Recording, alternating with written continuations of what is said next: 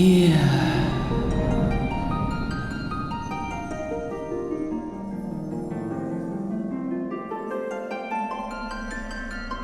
Here. Feel.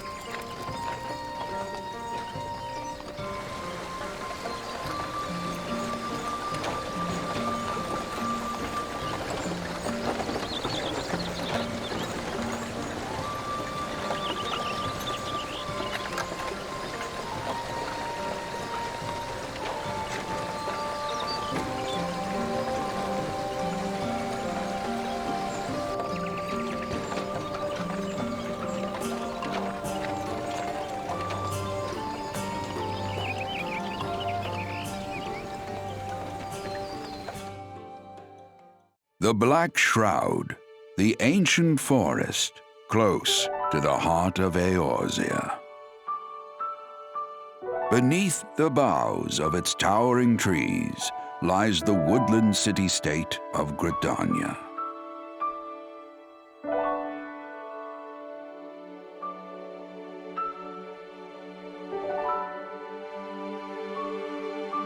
Once a sanctuary from the world beyond the hedge, even the mighty elementals, eternal guardians of the forest, could not forestall the coming of the seventh Umbral Era. However, the goddess Nofika was never one to forsake her children, and today she welcomes another brave soul. One who may yet play a telling role in the tale of this great realm.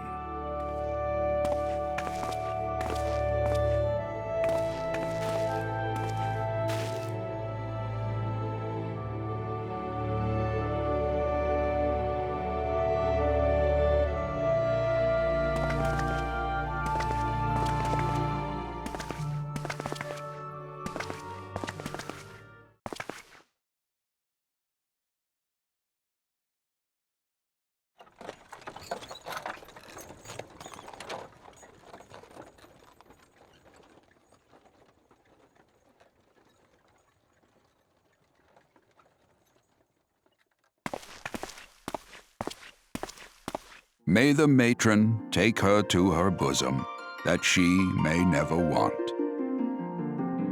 And in her heart, sow serenity, purity, and sanctity.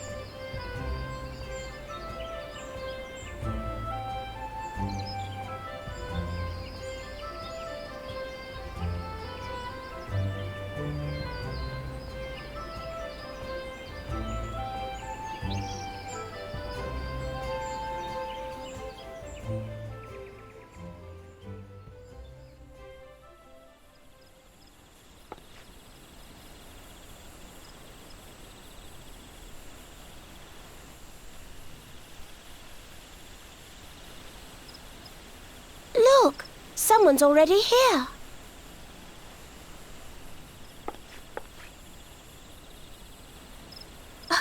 Oh dear, is that a sword in the stump?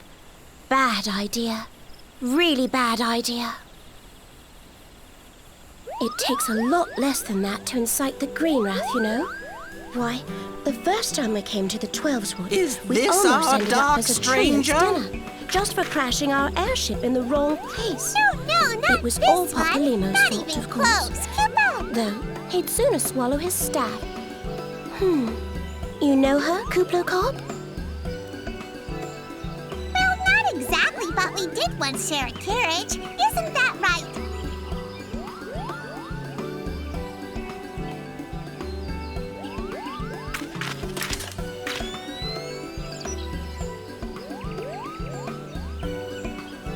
How are the readings? Same as the last. There is a disturbance here as well. And newly manifested at that.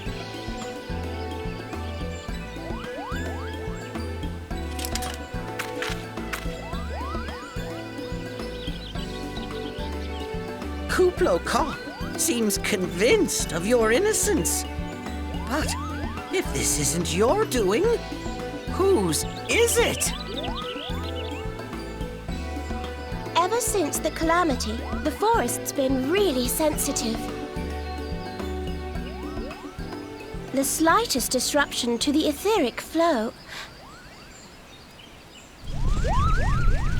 and this sort of thing happens.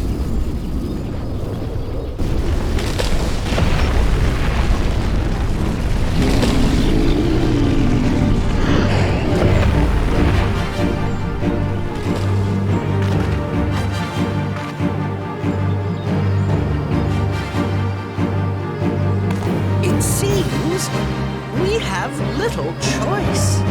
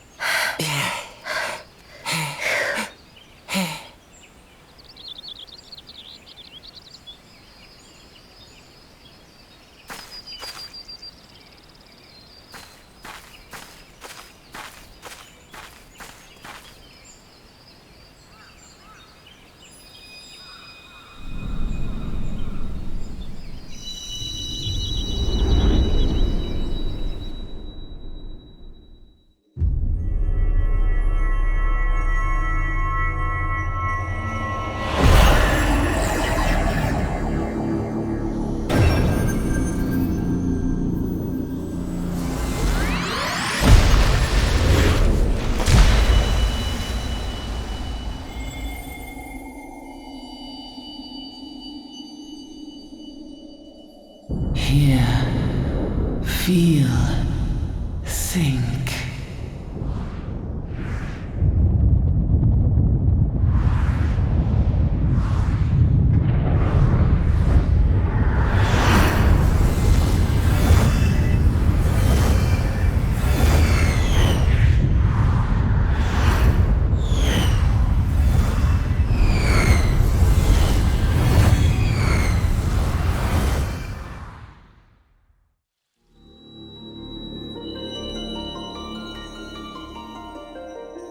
Crystal Bearer.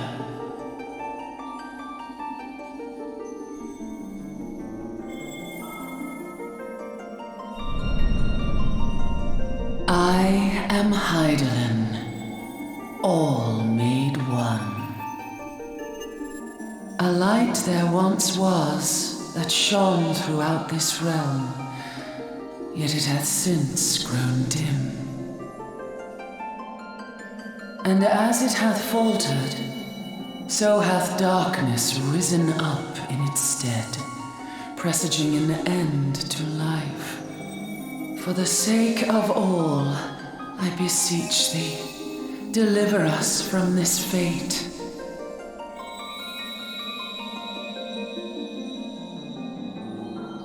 The power to banish the darkness dwelleth in the crystals of light. Journey forth and lay claim to them.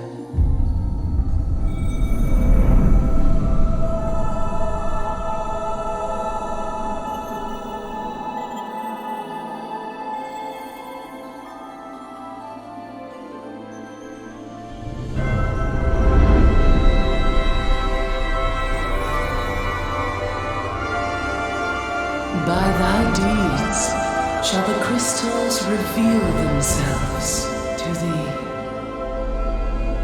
Only believe, for the light liveth in thy heart.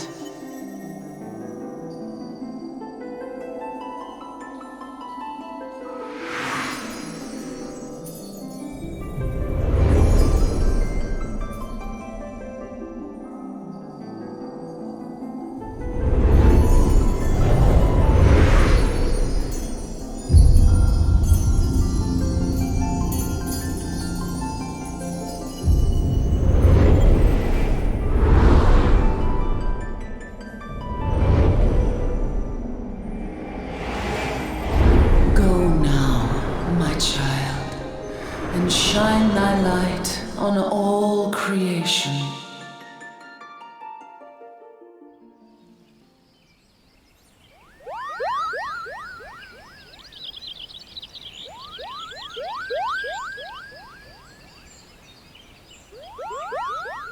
You fainted. A surfeit of ether, no doubt.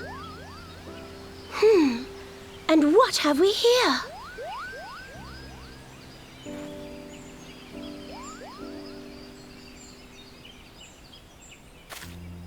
Our culprit, it would seem, an Ixal. And no ordinary Ixal either. A chieftain. That they would venture this deep into enemy territory, the beastmen may indeed be acting under orders.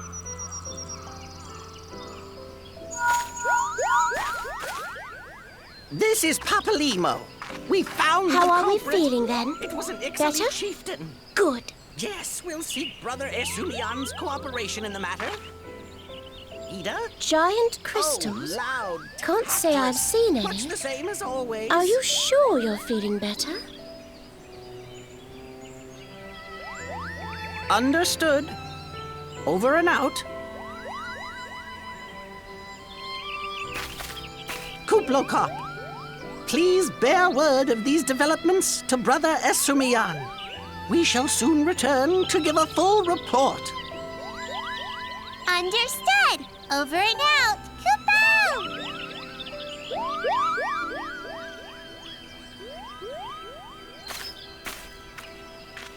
Here is where we part ways. Till next time, take care.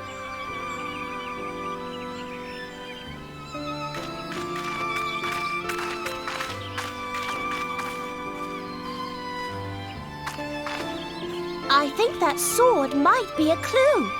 You should definitely pull it out and take it back to the Bannock.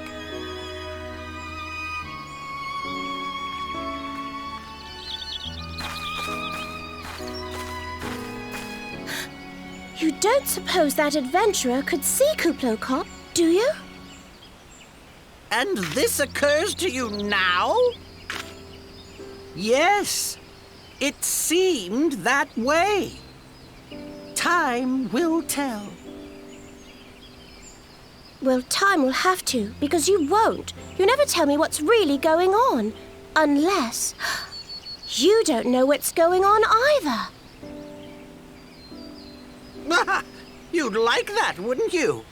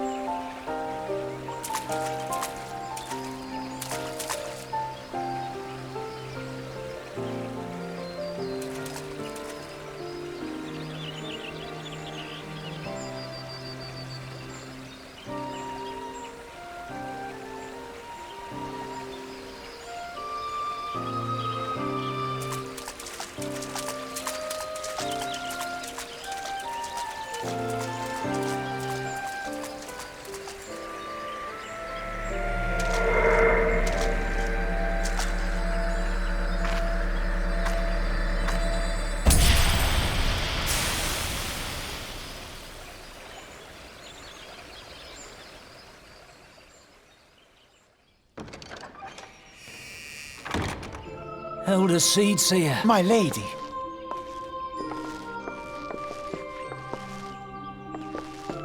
I am come to express my gratitude for your valiant efforts before the Guardian Tree. I am informed that an adventurer of singular talent now walks amongst us. You are she, are you not? My name is Con Esena, and it is my solemn charge to watch over all who call Gridania home. Well met and welcome to our fair nation.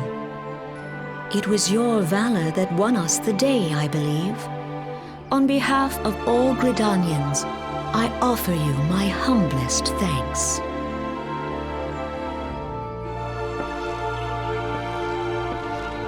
This gift I present to you as a small token of my gratitude. I hope that you will ever remain a friend to Gridania. Green Bliss is coming. It is an age-old ceremony to renew the bond between man and elemental. Over the centuries, it has blossomed into a joyous festival encompassing Gridanians from every walk of life. I should be most gratified if you would participate in the ceremony as emissary. Oh, such a great honor. I look forward to seeing you on that most joyous of days. Till then, fare you well. May you walk in the light of the crystal.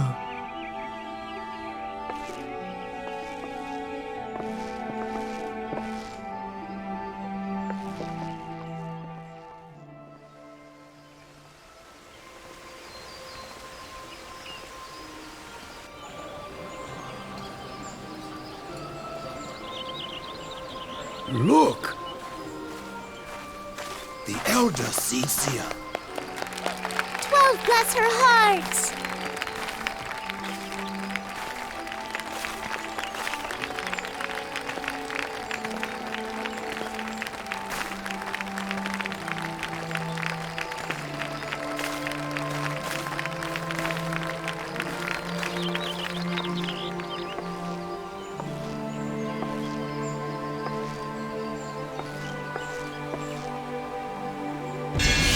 May she find favor with the elementals.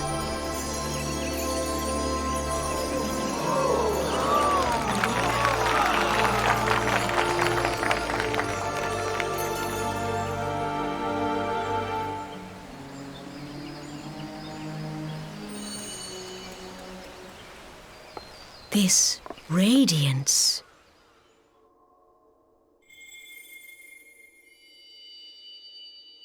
Could it be a crystal of light? Tell me true, has the Mother Crystal revealed herself to you? Did you bask in her light? Have you, perchance, experienced sensations akin to ether sickness of late?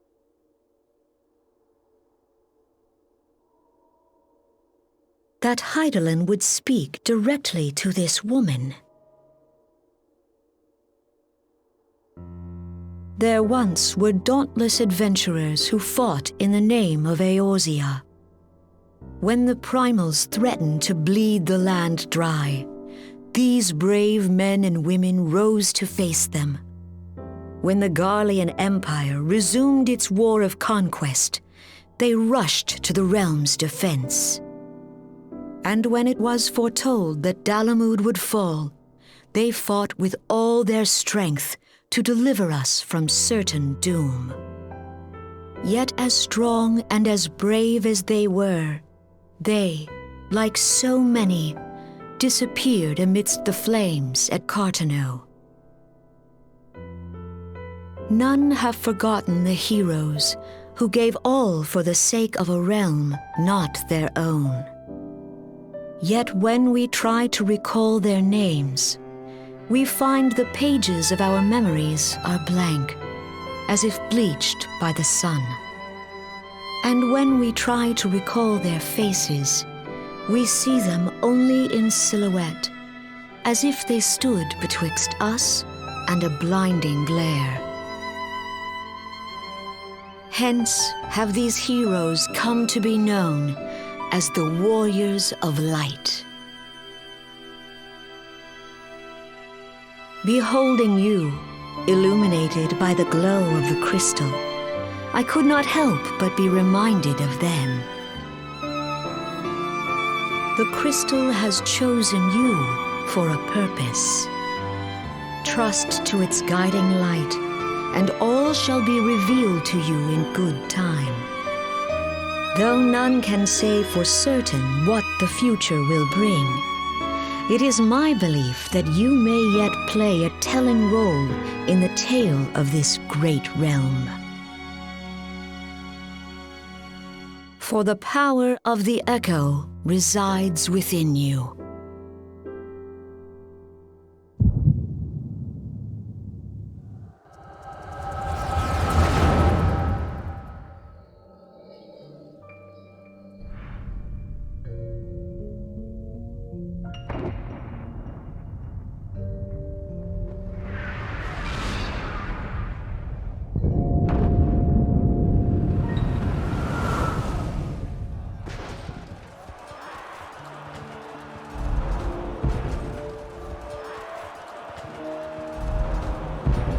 Flames to the fore!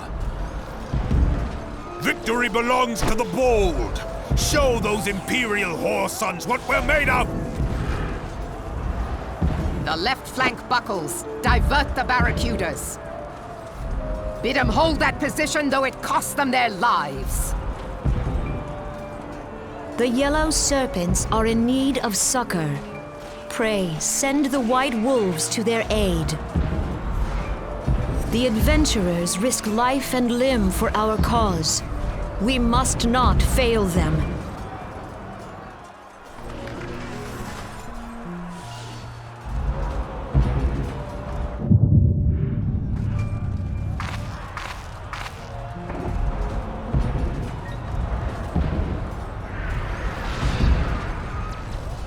Is Artemis? No, it is nothing.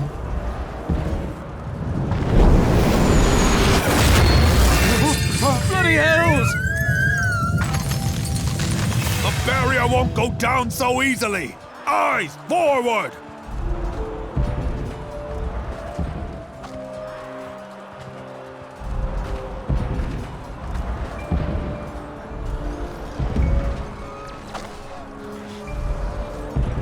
We are being watched.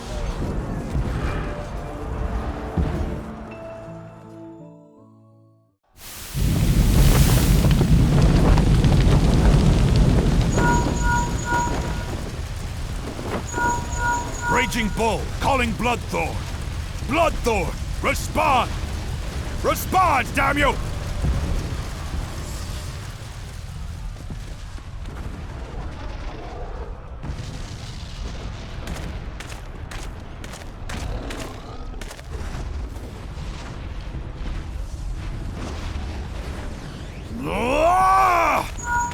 Raging Bull, this is Mad Snake. Respond.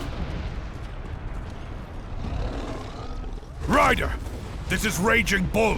What news? We're surrounded by a blaze. There is no way out. Gods preserve, what is that thing? What's going on? Speak to me! Gods damn it! We cannot hold much longer.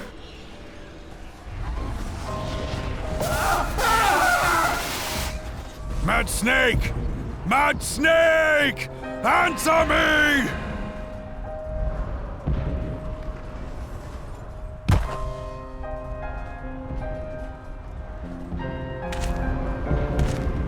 Damn it! Damn it all to the seventh hell! What of the barracudas? Can they not be reached? Sorry, Admiral. Shell's not working. What of our own? I cannot say, my lady. That monstrosity appears to be disrupting our communications. We must keep trying. Call till they respond. Yes, my lady. Admiral, General, we can do no more. We must give the order to withdraw. I will not forsake Louis Soir. General, please. Victory may belong to the bold, but there will be no victor this day. You know this to be true. Let us not sacrifice lives in vain. The adventurers fight bravely, but to no avail. Let them withdraw, and let us be the ones to stand with Louis Soir.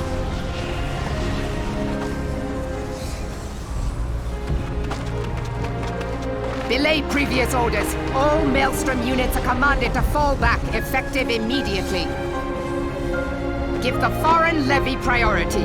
Let the main host cover their retreat and bring up the rear. Damn it! Relay the order. All flames are to withdraw. I don't care if our link cells are useless. You still have a working pair of legs, don't you? Well, use them, you bloody half-wit!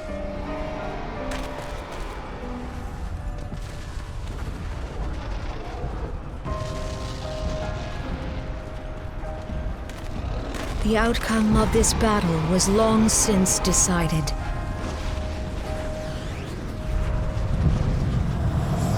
Better to retreat now than risk a massacre.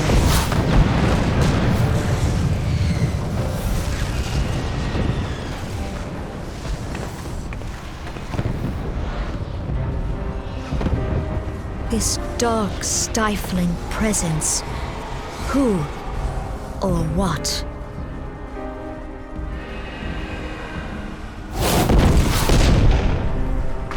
We go to take our place beside Archon Louisoix. To your positions.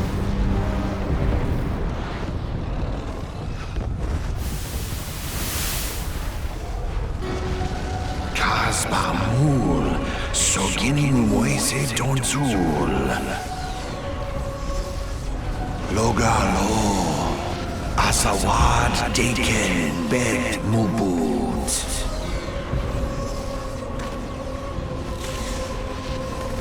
Imarat Way, Kiskatoga Hearts Wadadorns. Sis Nigem, Fistun the only Lamrai Zadai Dorn.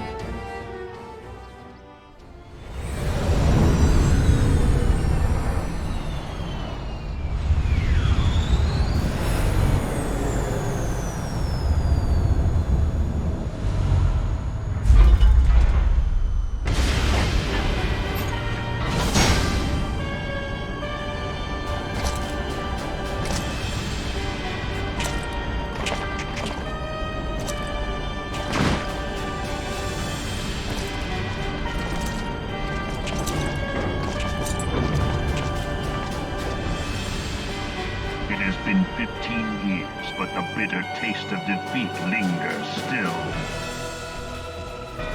15 years since the Imperial fleet set course for Mordona, led by the Egrios, mightiest of all vessels.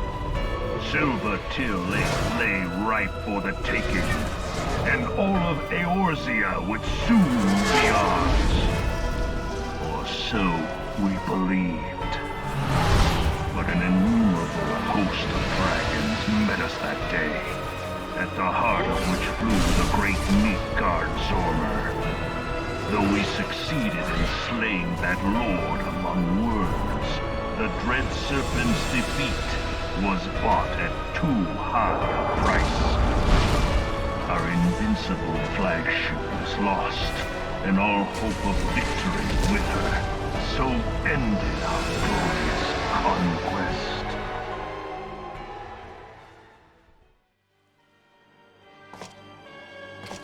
Eorzea, a blighted realm, riddled with false gods. Twice now it has eluded the Empire's grasp. For all the destruction it wrought, even Meteor, the great sin, failed to yield us control over it. And for this failure, the realm has sunk deeper into depravity. It is twisted beyond all reckoning, rotten nigh to the core. Yet it must be saved. Only Garlean rule can bring order to Eorzea. It falls to us to deliver the misguided masses from their ignorance. We are of one mind, Lord Van Balthar.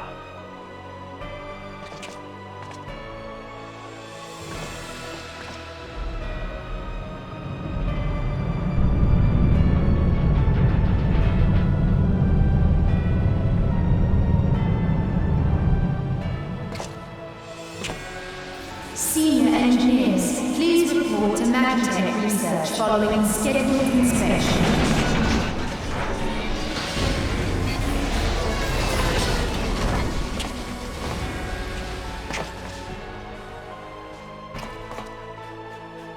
Hey, is the Legatus really planning to take another tilt at Eorzea? Hey? What hole have you been hiding in?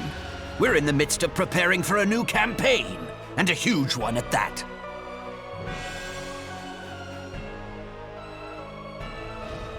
But I thought the Emperor had given up the Western lands for lost after Cartano. What could the Legatus possibly hope to gain by acting alone? I sense you harbor certain doubts over the wisdom of the Legatus's plan.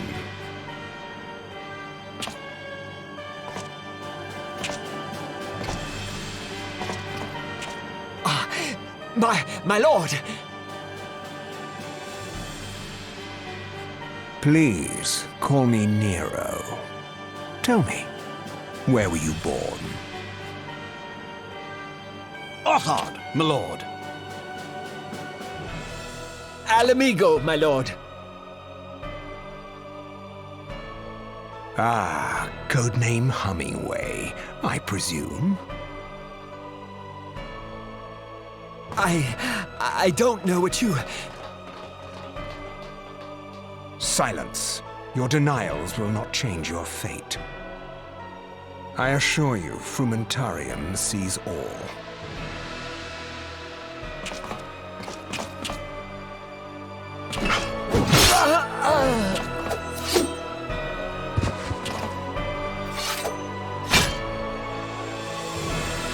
Clean up this mess, and do not miss any, or I shall be most displeased.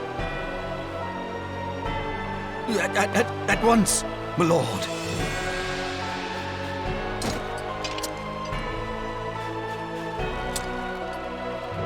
Garland, soon you will be made to know the true power of Magitech.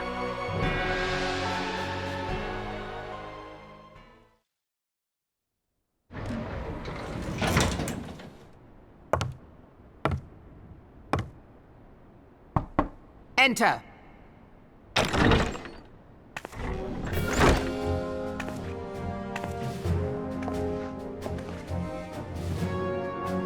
I did not expect the Gridanian envoy to be an adventurer. It speaks highly of your character that the Elder Seedseer would choose an outsider to represent her nation's interests. This way.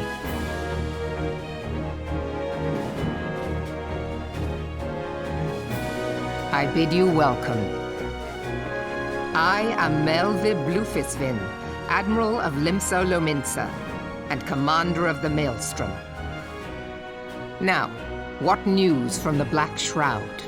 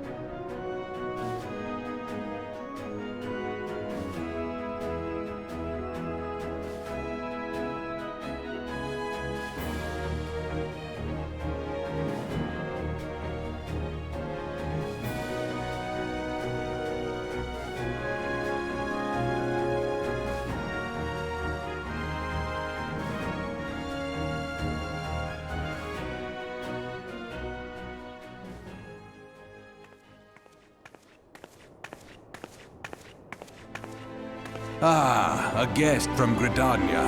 I thought I smelled leaf mold. I won't hold it against you. If you're half the warrior Kane says, 'tis a wonder you don't reek of dead Ixal.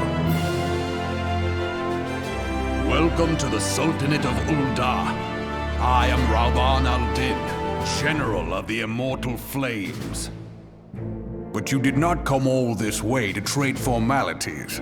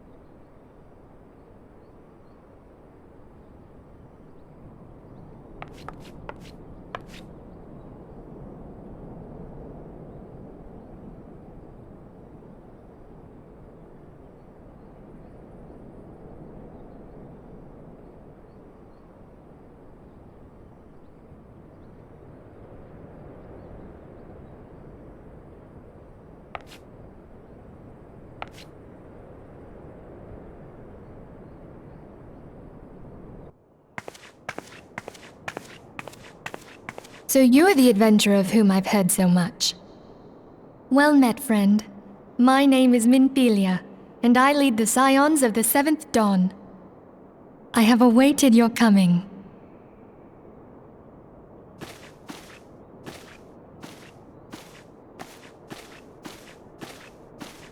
Please, be at ease. You are among friends here.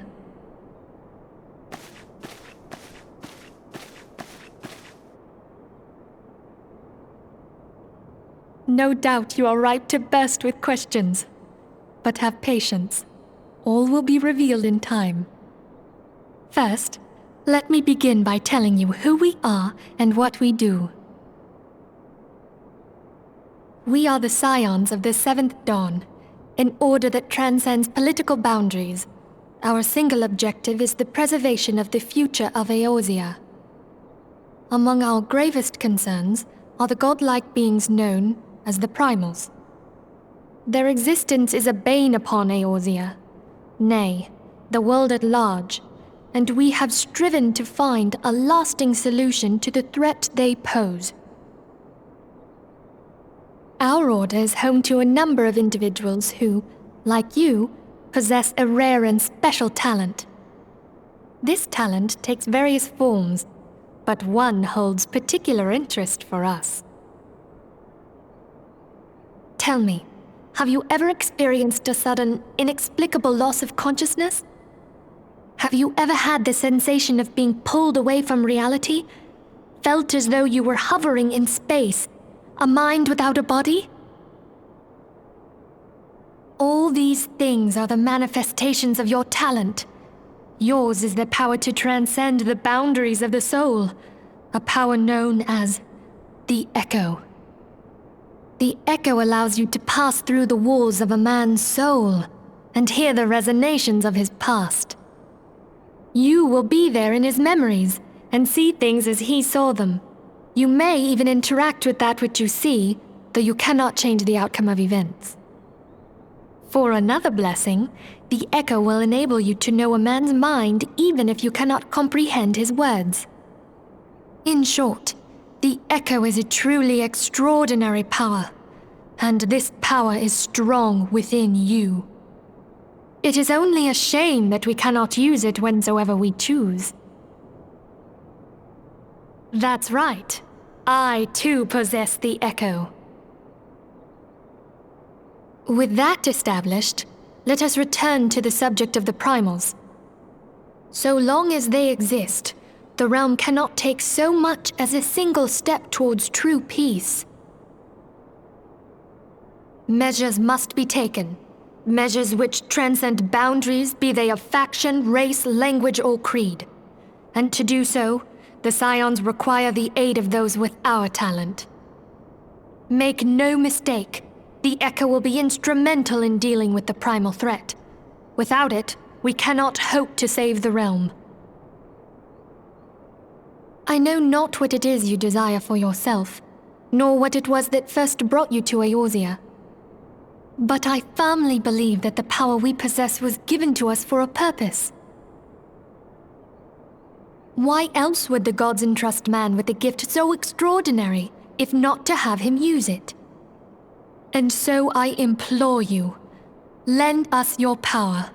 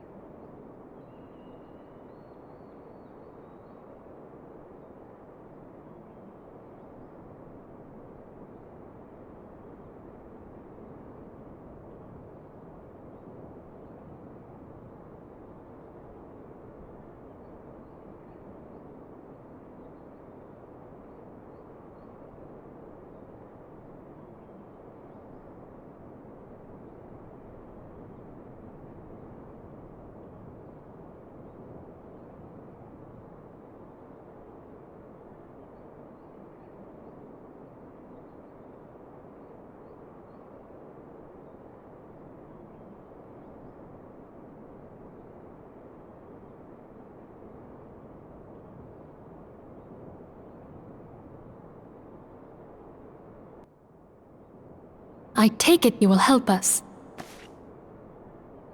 Wonderful! I knew you wouldn't let us down. But come, I would introduce you to your friends in the Order. Tell me, does the name Sharlayan ring any bells? It used to be one of Eorzea's 6 city-states, and was situated in the northwest of Ul'dah. The Sharlayans were the keepers of wisdom both old and new. Their mastery over magic and ether was unsurpassed, and even the Garleans knew to fear them.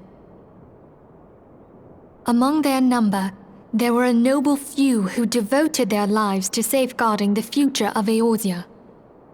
When the realm began its descent into chaos, and their countrymen fled for the motherland, they alone chose to remain here. These noble men and women were called the Archons. Those same brave souls stand before you now.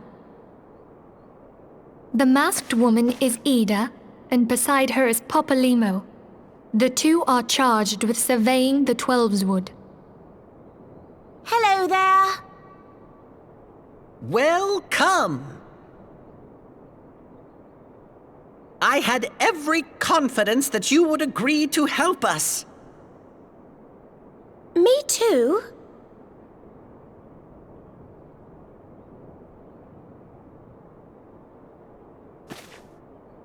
Okay, my turn to introduce someone. That there is Thancred. He is our man here in Ul'dah, Jewel of the Desert. Welcome to the team. If I may, the lovely maiden beside me is named Y'shtola. Limsa Lominsa has the pleasure of being under her care. Greetings. Last but not least is Eorzea, who presides over all affairs within these halls. Pray seek him out whenever you have questions. Dawn may banish even the darkest night. The words of a dear friend. I am glad of our meeting. At the Battle of Carteneau, our leader was taken from us. But we did not stray from our purpose. We sought out Minfilia and others with her talent, and together established the Scions of the Seventh Dawn. Along with the Archons, those blessed with the Echo play a pivotal role in our endeavor to forge a brighter tomorrow for the realm. Oh, I should also introduce you to Tataru, our clerk. She ensures that everything runs smoothly. Pleased to make your acquaintance. In time, I hope you will come to think of us as family. But without further ado, I would assign you your first task. Eorzea, have the documents arrived from the students of Baldesion? Aye, my lady. They arrived but recently.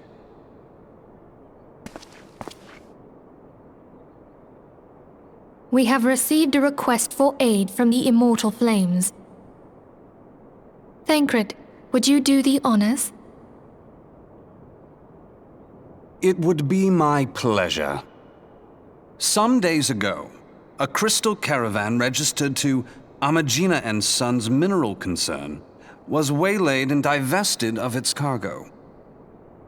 But there is more. Within a bell of the robbery, several people were reported missing from the shantytown outside the city. At a glance, one would assume the involvement of bandits, kidnappers, and coincidence. Such crimes are hardly uncommon, and the Immortal Flames deal with their like almost every day. However, this time we have reason to believe that a Primal is involved. Aye, the evidence left behind implicates the Eorzea, who are known worshippers of Ifrit. If we then consider the objects that were taken, there is no room left for doubt. The crimes were committed in the name of a primal. That you may better understand the nature of our struggle with the Primals, I would have you play the leading role in this investigation. You have my thanks. If there is aught you wish to know, I recommend you speak with Thancred. He is well versed in the affairs of Ul'dah. Ever at your service, fair lady.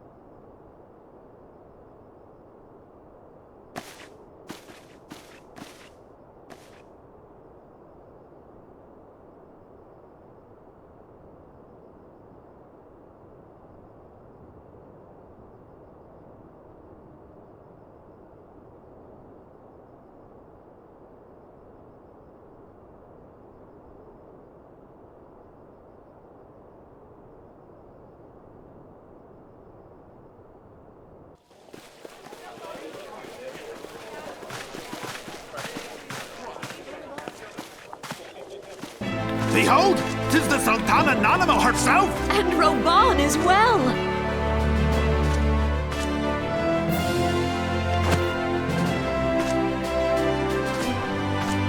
Hark you, souls of flame, drawn to the bosom of the desert, where the fire burns brightest and shall rage forevermore.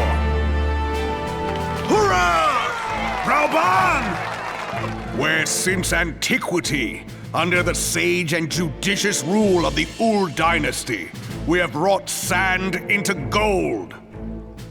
Where by the grace and glory of Ul'dah have our brave sons and daughters flourished and prospered.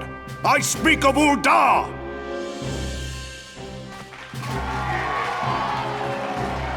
There, at the Flame General's back flies the Grand Company's standard. Note the sigil. The golden scales of order balance the jewel of prosperity with the flame of might. Great and many are the gifts our nation has given the realm. In Eorzea's darkest hour, on the killing fields of Cartano, none spent more in blood and gold than we.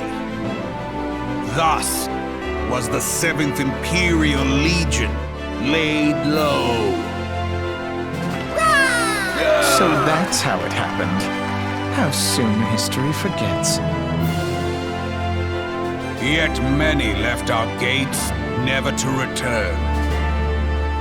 Let us pray for our absent brothers and sisters, that they might know happiness in the great beyond, as Thal's honored guests.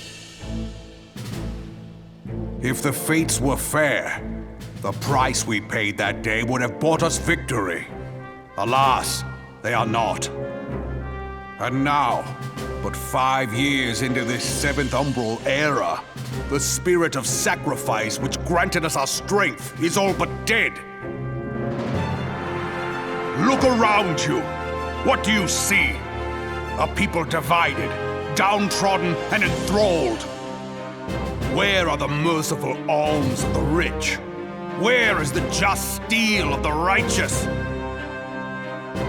I ask you, is this the great nation our brothers and sisters gave their lives to save? You who call this living, dishonor the name of the immortal flames. It is but a slow death. Our enemies surround us. The savage hordes of the Ul'dah wait beside our roads, strangling the lifelines of trade. Meanwhile, the Garleans make mock of our borders and despoil our land of its natural wealth. We stand on a precipice, yet we do not act. Whether trader or soldier, monetarist or royalist, all must recognize that a divided Ul'dah stands to fall. Victory and fortune walk hand in hand. Ye who seek glory and wealth, look not to what little you can snatch from your neighbor, but to the boundless wealth of the world beyond. Now is the time to unite. Now is the time to ride forth. In the name of the Sultana, I beseech you. Line not your own coffers, but those of the immortal flames. Seek not to prosper from Ul'dah, but to restore her to prosperity. As the realm prospers, so shall Ul'dah. As Ul'dah prospers, so shall her people. Ya for Ul'dah! Together we are one.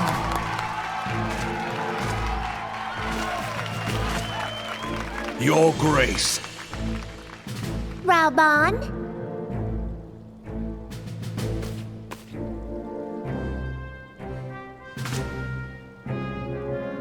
People of Ul'dah, I, Nanimo, 17th in the line of Ul, address you. Much has been made of the wealth of Ul'dah. Yet those who measure that wealth in coins and carats are gravely deceived. For the true wealth of Ul'dah lies in the health, happiness, and hopes of her people. beloved subjects, I bid you raise aloft the torch of Ul'dah, that her flames might serve as a beacon for all Eorzea to see. Long live Nanamo! Glory to the Sultana! For victory and fortune, stride fearless into the Inferno, for we are, by fire, reborn!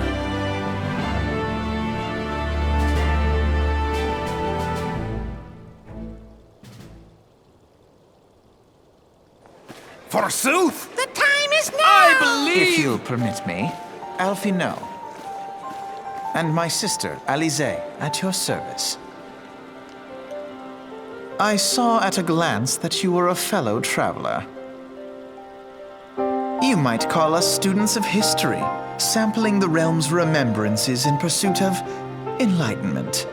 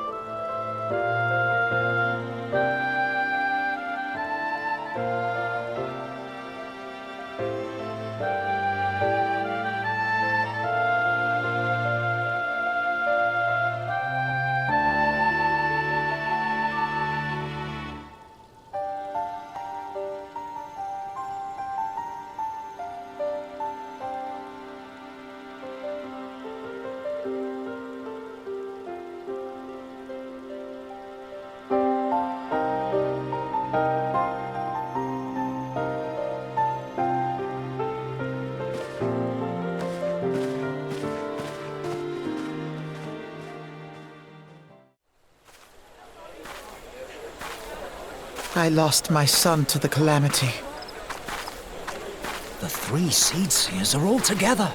Some say you couldn't take a step without stumbling over a body.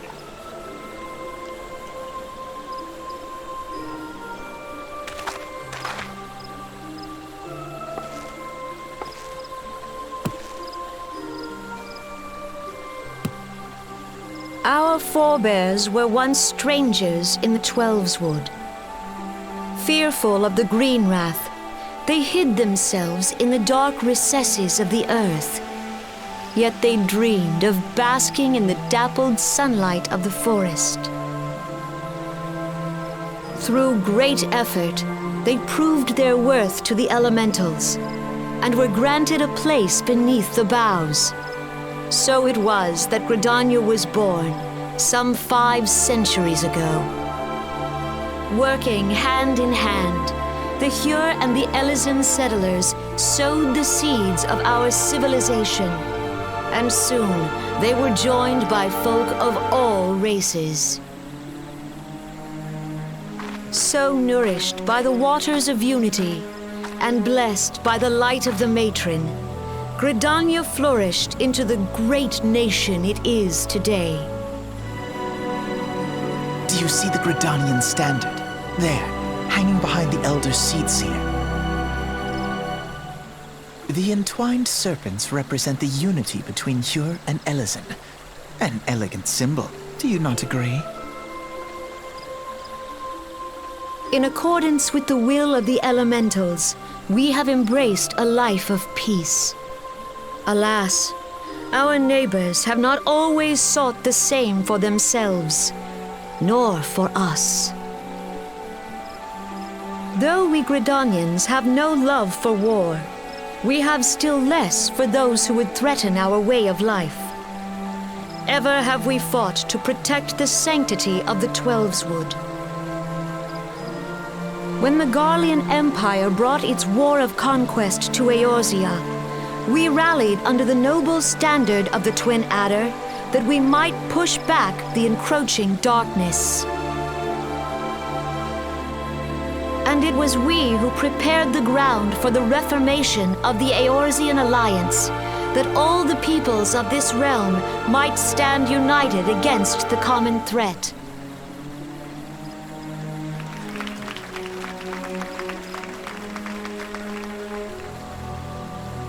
"5 years ago, the Alliance met the armies of the Empire upon the fields of Carteneau. It would prove the bloodiest battle in recent memory. Countless Gridanian lives were lost. As Supreme Commander of the Order of the Twin Adder, ever shall I bear the weight of our people's sacrifice. Alas, their loss was not the only tragedy to befall us that day, for soon came the calamity.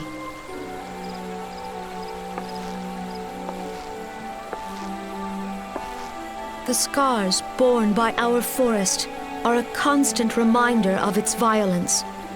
Our lives have been irrevocably changed, each waking hour a struggle to survive.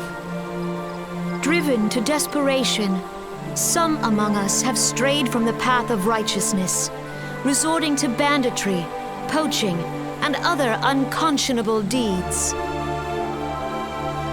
To compound our woes, the Ixal have returned in force, emboldened by our suffering. They test our defenses nigh without cease, and prey upon the vulnerable. So beleaguered from within and without, it is of little wonder that our unity now falters. Dark times are upon us. Time was a man could walk the high roads without fear.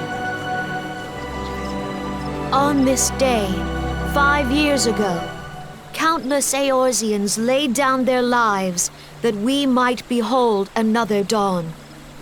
Please join with me in honoring their memory.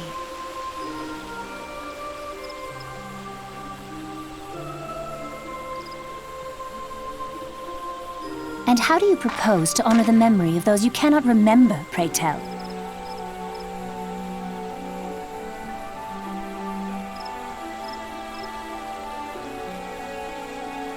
The destruction wrought by the calamity was indiscriminate. It dealt death to Eorzean and Garlean alike.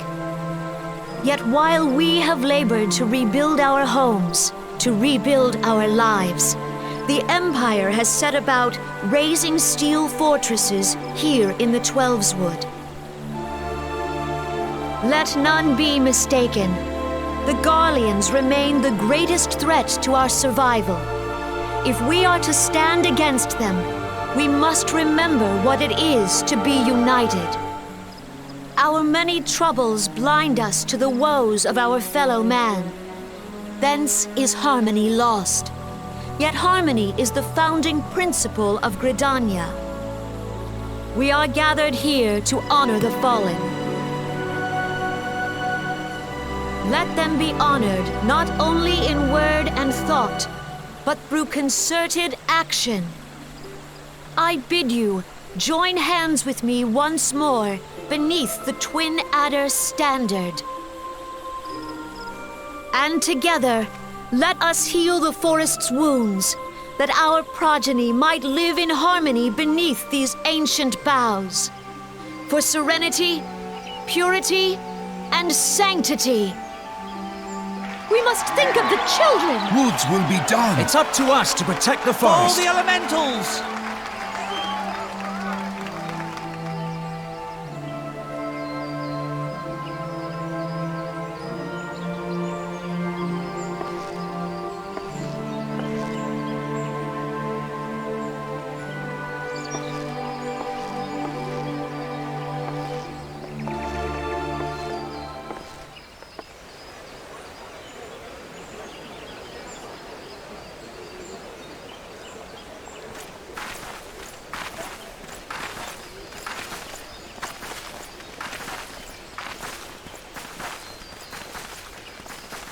If you'll permit me, Alfie, no. and my sister, Alize, at your service. I saw at a glance that you were a fellow traveler. You might call us students of history, sampling the realm's remembrances in pursuit of enlightenment.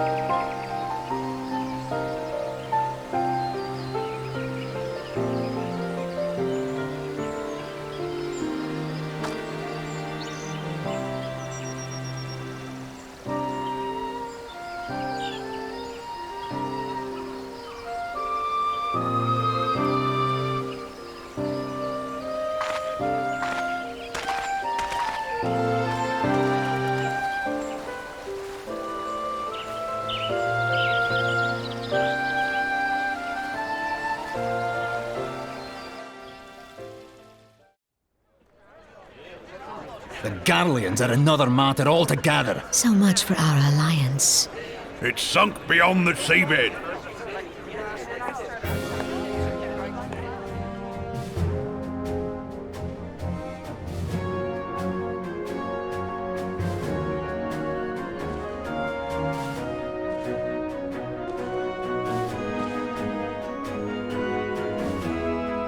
Brothers and sisters of the sea, hearken unto me. Look upon this, our mighty crimson standard, and tell me your hearts do not swell with pride.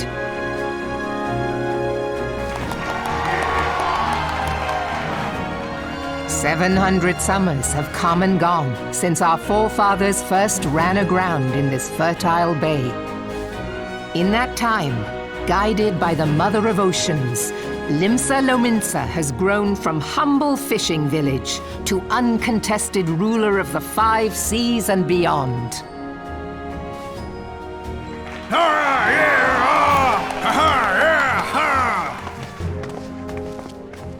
Did you look as the Admiral bid you?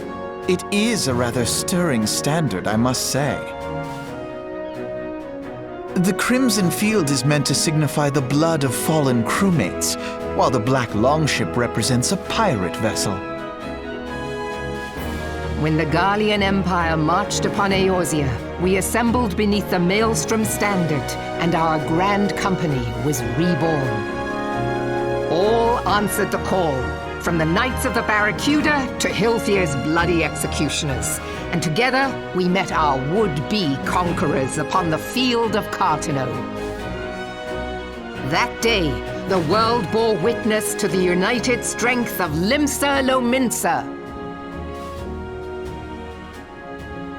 I swear to you, no army ever fought harder or with more courage, yet many of ours did not survive. Join me now in remembering those who fought in the name of freedom and fell. May their souls be returned to the sea.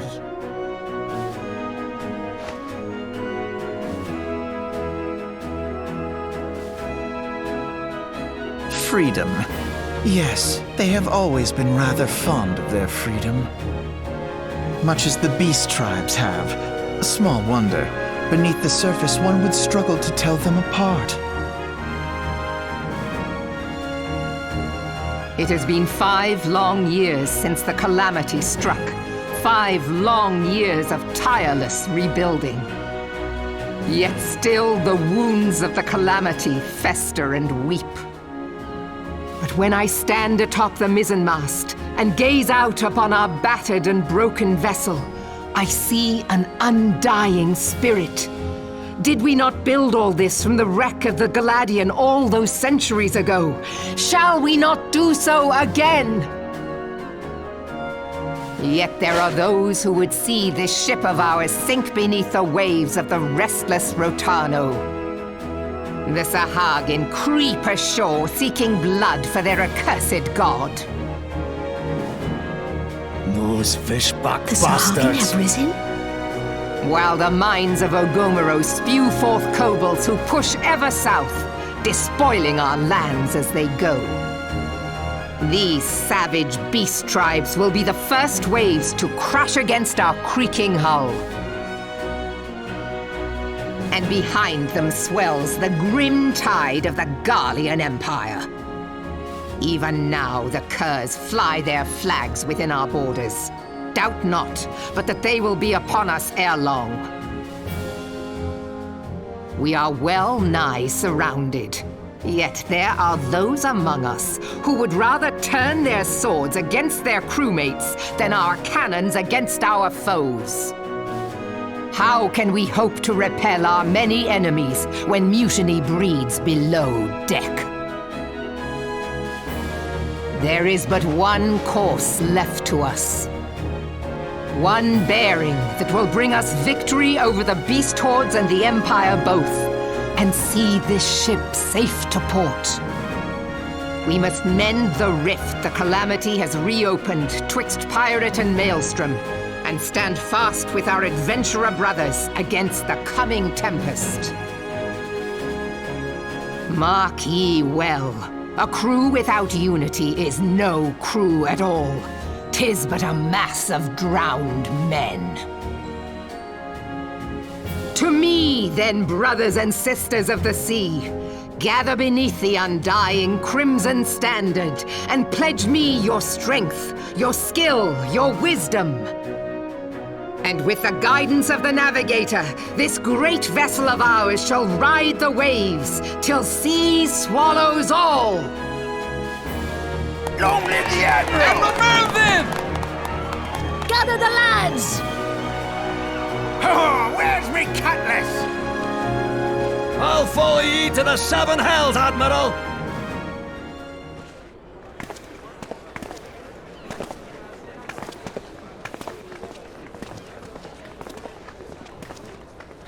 If you'll permit me, Alfino. And my sister, Alize, at your service. I saw at a glance that you were a fellow traveler.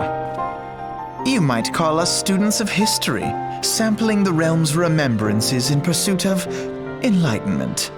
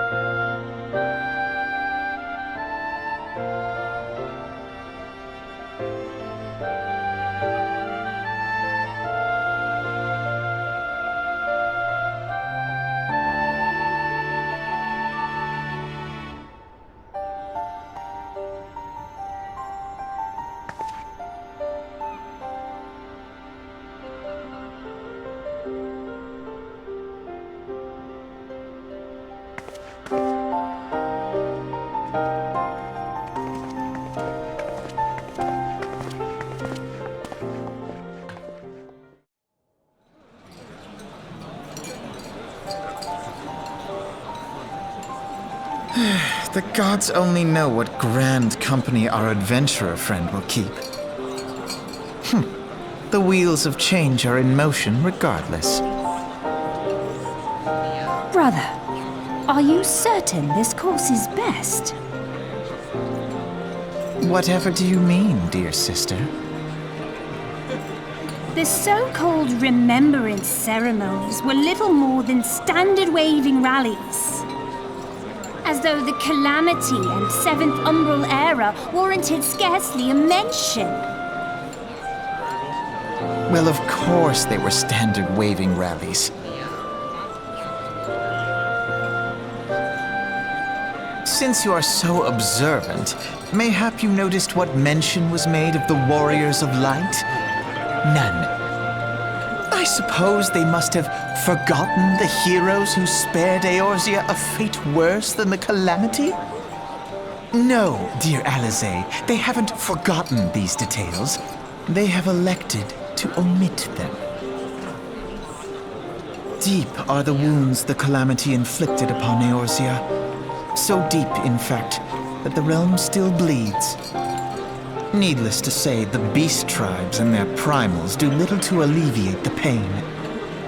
So, the task of salving Eorzea's wounds falls to the Scions of the Seventh Dawn, with a little help from our friends, the Grand Companies. Remembrance will yield no remedy. If our world is to heal, we must put the horrors of the Calamity behind us. Our grandfather would never entrust the fate of the realm to despots who rewrite history to their convenience.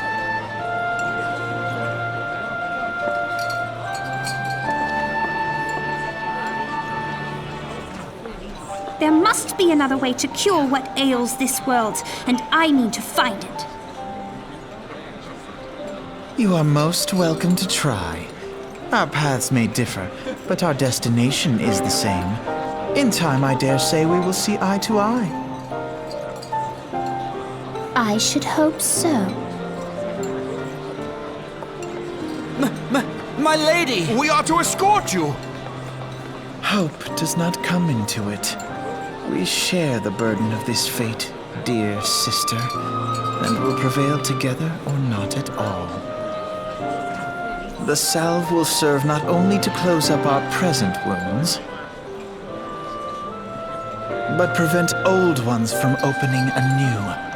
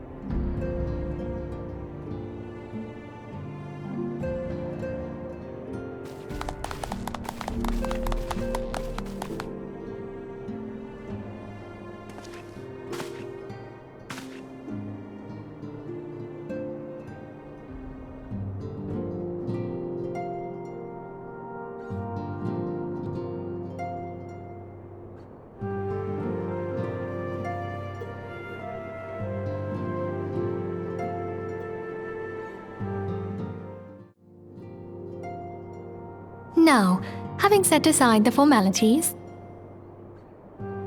we have a favor to ask of you. Eorzea, have the documents arrived from the students of Baldesion? Aye, my lady. They arrived but recently. We have conducted a study at the behest of the Order of the Twin Adder. Papalimo, Ida, a synopsis if you would. Our task was to survey the behavior of the Sylphs, a beast tribe indigenous to the Twelveswood. Oh, how to describe them. They look like gisselcreens, floating ones, that worship the primal Ramu. Ahem. Though technically a beast tribe, Sylphs are blessed with a comparatively personable demeanor, conducive to peaceful communication. Offering us an invaluable opportunity to learn what the beast tribes know of the Primals. While Ramu's existence is well documented, the Sylphs do not, or perhaps cannot, summon the Primal any longer, insofar as can be ascertained, until such time as we know. It would be unwise to assume that the threat posed by the Primal has passed. Which leaves Gridania with the added worry of not knowing what they should be worrying about. In that regard, they are hardly alone. What we can say with absolute certainty is that Gridania has its hands full fending off Garuda, who, I need hardly remind you, is among the most savage and terrible of all known primals. In short, it is essential that we approach the Sylphs in as diplomatic a manner as possible. Words and actions can be misconstrued. The only sure way to communicate our intentions is the echo. Winning the Sylphs' favor may well bring us a step closer to mitigating the threat of the Primals. Will you help us? I am grateful. Lovely. Well, as much as I'd like to help, I'm afraid I would be of little use to anyone in Gridania. A veritable babe in the woods. Ida and Papalimo, however, should be able to see the forest for the trees. Is that not so, Minfilia? Indeed. You are willing? Leave it to me. Us, Ida, us!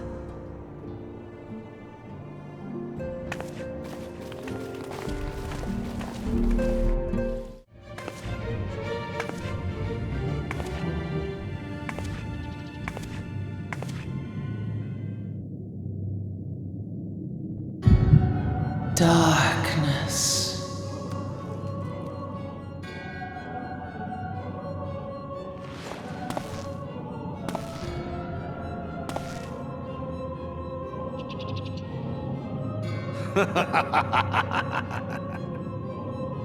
Elko hitra buglo hans.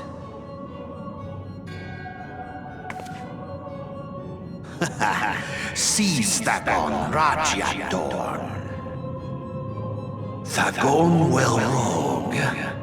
Tosan no paiki. Mayhap I might if I deign to speak in my guest crude tongue. We meet at last.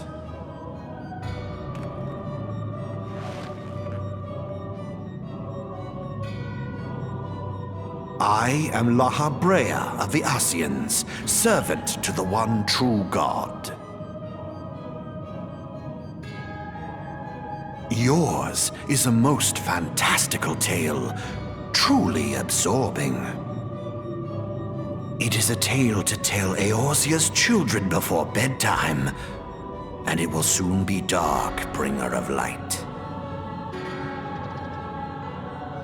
The dark minions. All that stands between this world and darkness is an irksome anomaly in the ether. The Echo. Yes, yours is a most fascinating tale. Alas, like all good tales, it must needs come to an end. But fear not.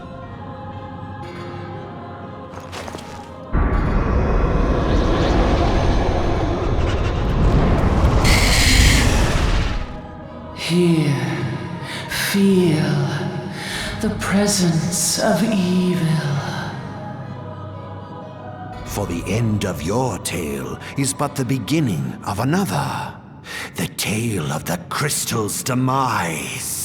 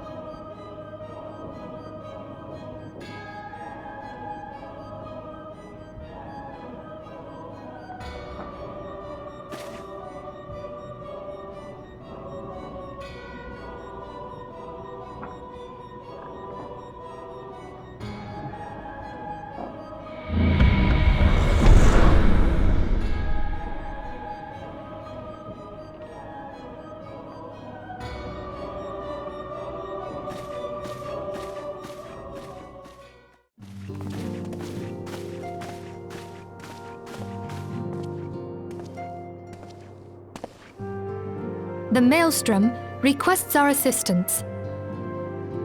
Concerning the kobolds they sent such copious notes on, I presume? Yes. And no. It has more to do with their findings, which portend a peril far greater than any beast tribe. What sort of peril? The worst kind. A tribe of kobolds in the vicinity of Limsa Lominsa has reawakened Titan.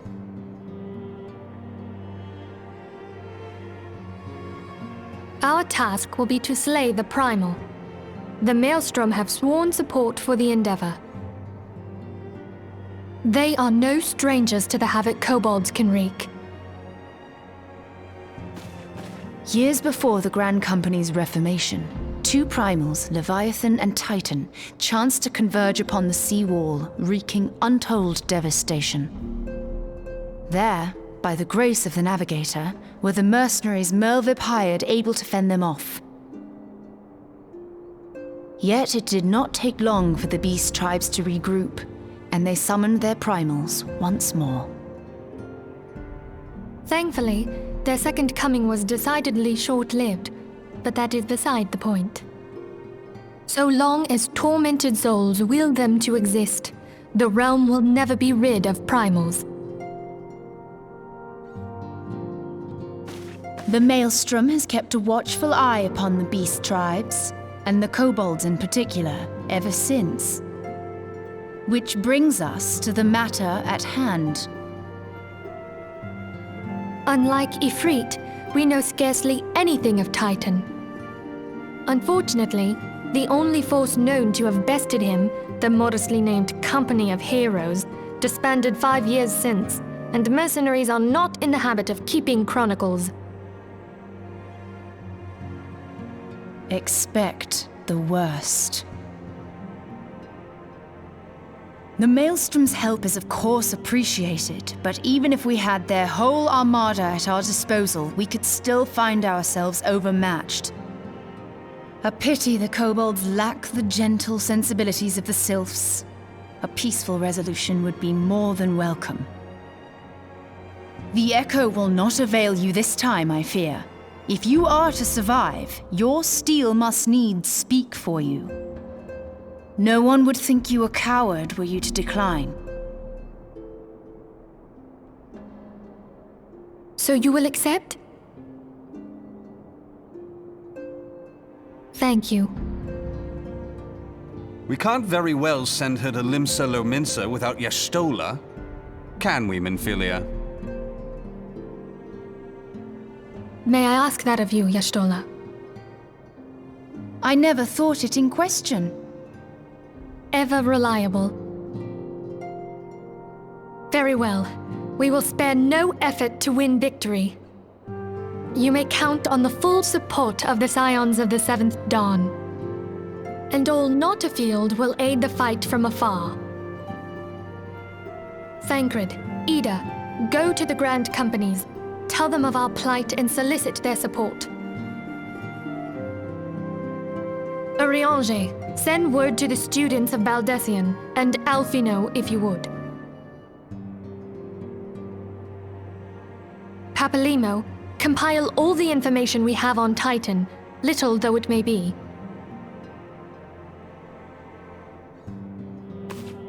You will be apprised of the tactical situation when you reach the Sailor's Ward. Provision yourself for the journey. May you walk in the light of the crystal.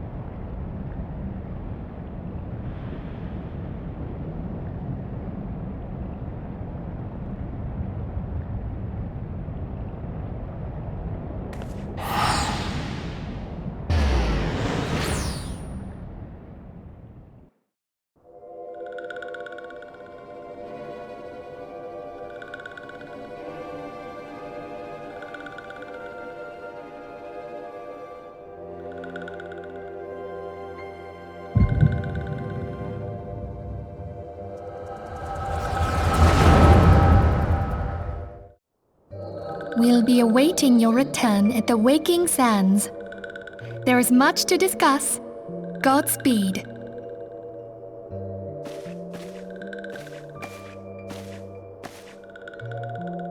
Thank heaven she is safe. Louisoire, do you see? Your light shines brightly in this one, and in time, it will illuminate the realm once more. Oh!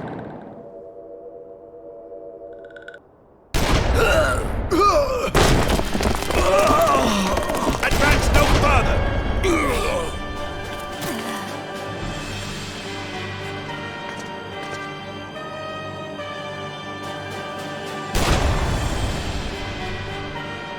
We have come for the one who slayed Ifrit and Titan. Bring her forth, and you may yet know mercy.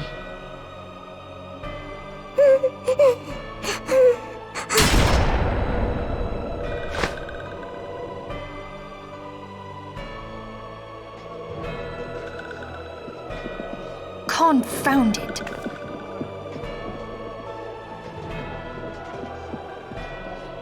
Stay out of sight. I would leave a message with you.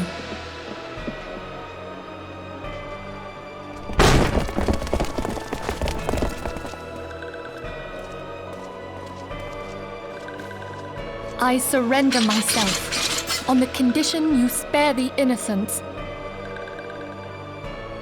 Conditions? There speaks the Supreme Sire. I'll grant you have courage, but you would be better served by armor.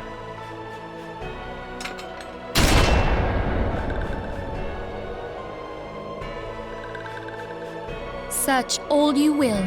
The one you seek is not here.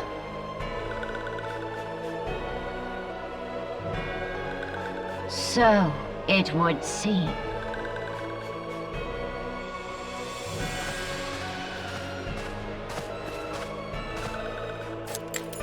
And yet you knew to look here. But how?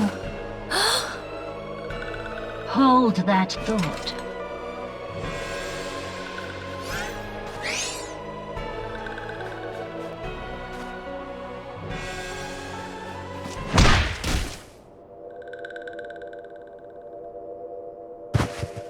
No! Conditions of surrender. Denied. Cease at once! Have you not done enough? Perhaps. Enough. We must away. Though we have not found our quarry, the High Priestess of the Scions should suffice for now. They say she also possesses the Echo. I cannot wait to hear her scream. I said enough! We leave! Bring the prisoners.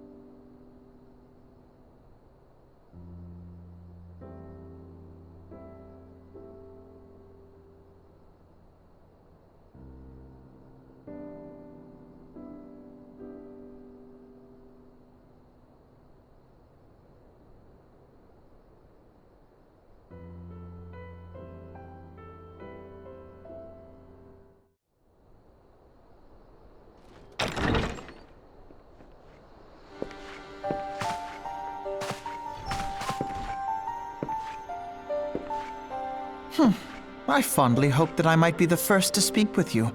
Would that I had been so fortunate. At ease, adventurer. I come not on behalf of the Empire. On the contrary, I mean to revive the Scions of the Seventh Dawn. And to that end, I have come in search of a legend. The greatest engineer of our time, Master Cid Garland. I have come for you. I fear you are mistaken, child. He is but a poor soul who bore witness to the horrors at Cartano. I beg of you, leave us in peace. Wait,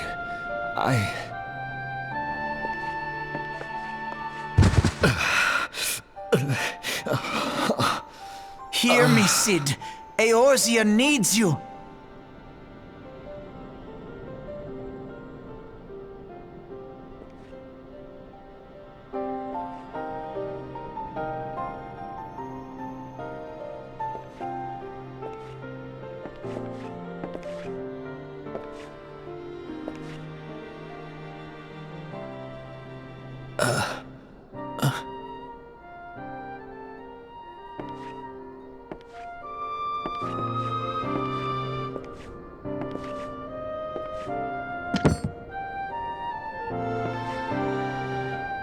Cid, was it?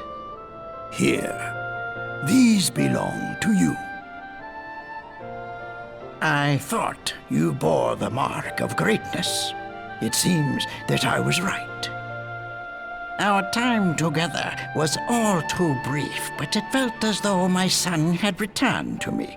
You have brought joy to an old man's life. But it is time for you to help those who truly need you.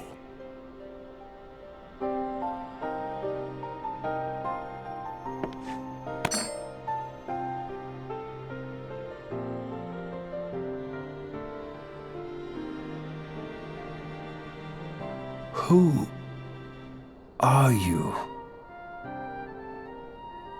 Alphino Leveilleur, at your service. As a scion of the Seventh Dawn, I stand against our primal and imperial foes, as my grandfather once did.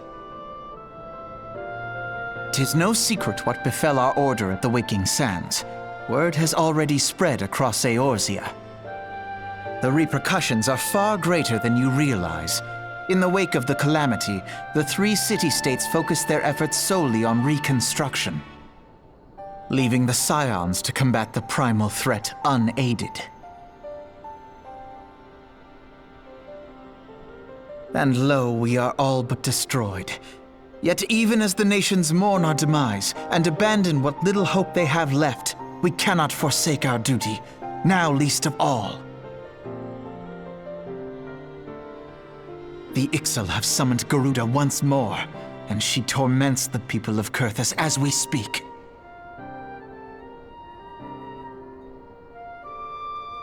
Her appetite for destruction far exceeds that of other primals. Worse, in her present incarnation, our Baldessian colleagues believe she surpasses both Ifrit and Titan in strength. Yet, therein lies an opportunity. Were we somehow to defeat Garuda, it would serve as a warning to the other beast tribes that even their mightiest gods can be felled. If we are to face our foe, we must first circumvent the tempest that shields her sanctuary. And for that, we need an airship. Your airship, Cid. I have an airship? Yes, Cid, you do. Your very own airship. It was last seen in the skies over Gridania, not long before the calamity, so let us begin our search there. An airship? My airship?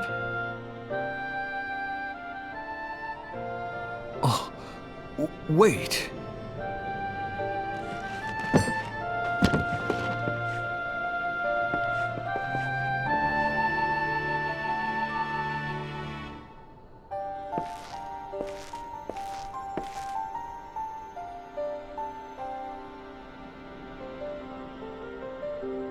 Come, let us put an end to the Primals.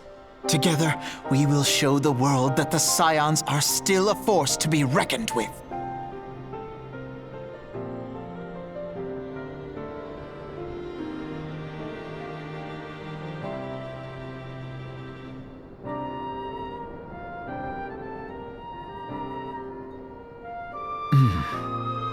They need my airship. They need me.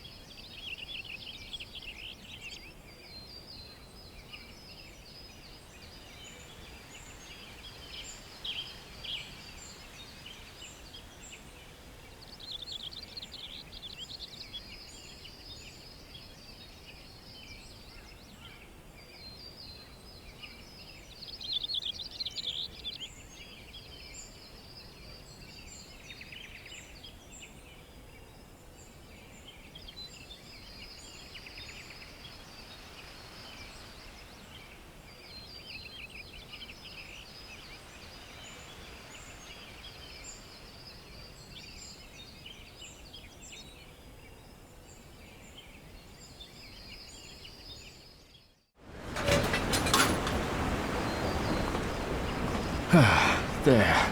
She's ready.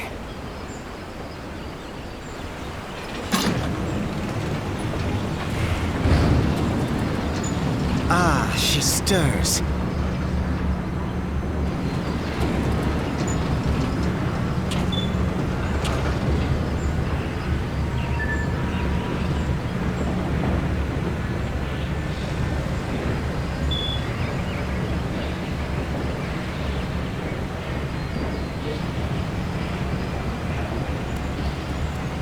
To Kurthus, and an audience with the Harpy Queen Garuda. Enterprise, engage.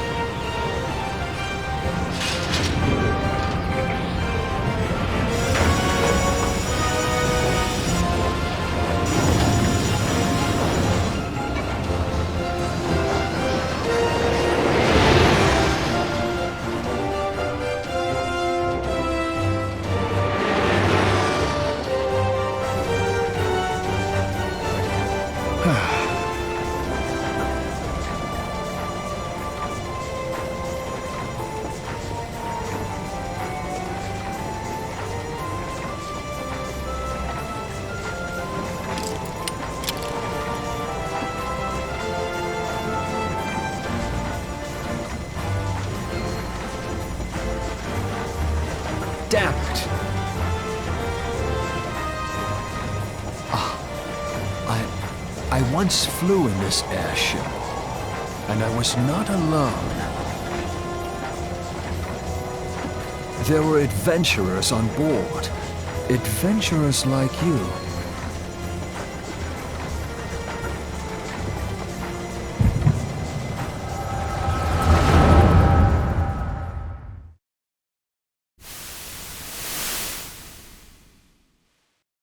Just how long have I worn these damn goggles?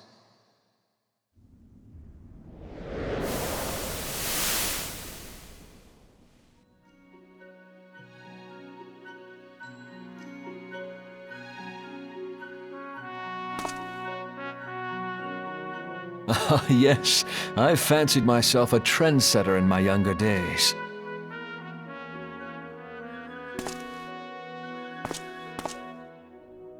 The young prodigy, admired by all, exactly like his father.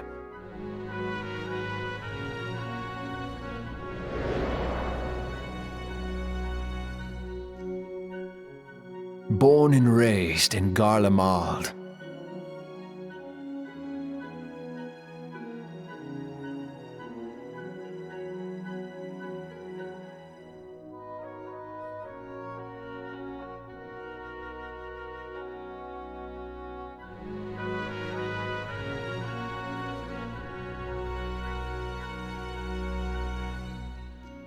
It was only natural that the precocious young student should become an engineer.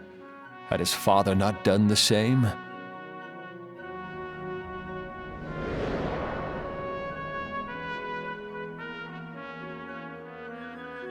Father, when did we stop seeing eye to eye?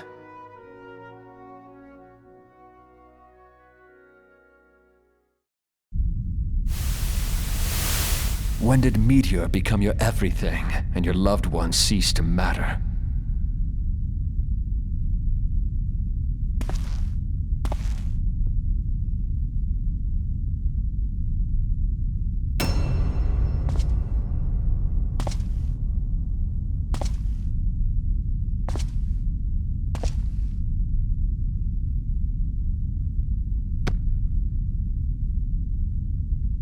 You abandoned us all, but he was there for me, Father. There for me when you were not.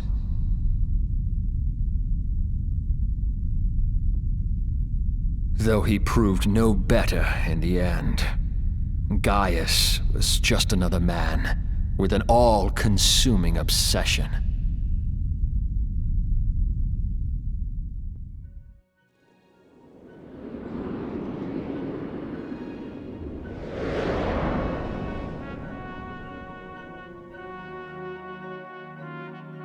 And so I ran, left the Empire behind and came to Eorzea, where I built the ironworks.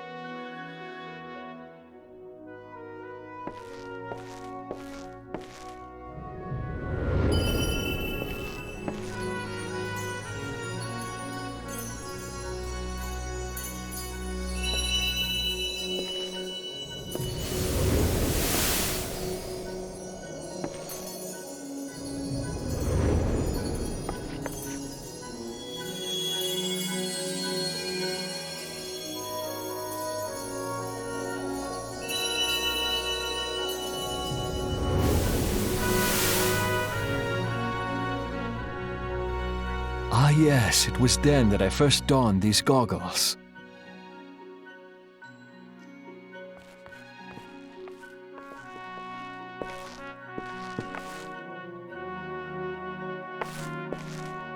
Eorzea opened my eyes.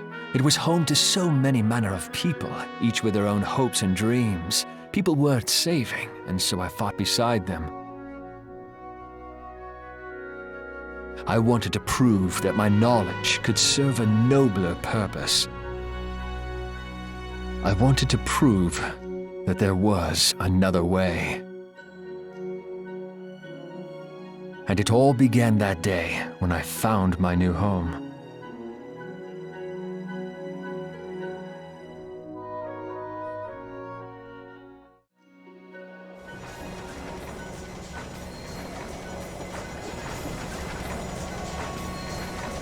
I had forgotten how wonderful it was. The wind in your hair, the endless sky. That light. It was you, wasn't it? It's surprising how few people know this, but all pureblood Garleans have a third eye. Perhaps mine helped me recognize you, or perhaps it was just a lucky guess.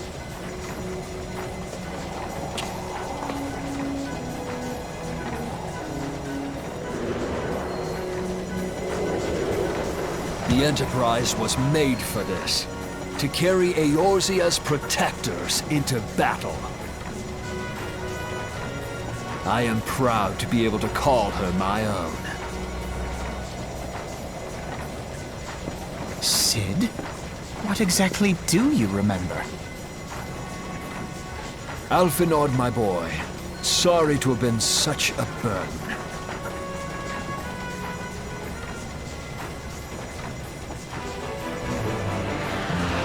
I remember everything.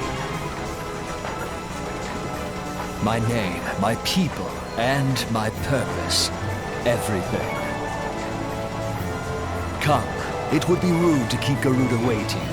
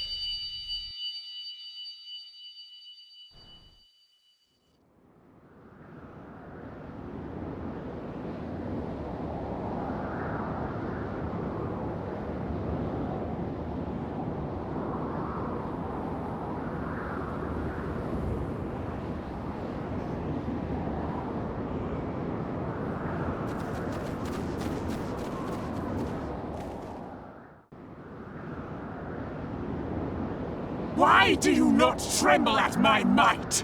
Why do you not beg for mercy? Why do you not die? We've done it! Ah! Impossible it is! Kill you all! Is that all? O Lady of the Vortex, O mighty Garuda. Of all primals, the most terrible, I say again, is that all? Gaius! Ah, Sid, my boy, you look well. For one who has forsaken kin and country. I wonder what else you will forsake before the day is done. What? What exactly did you hope to accomplish here this day?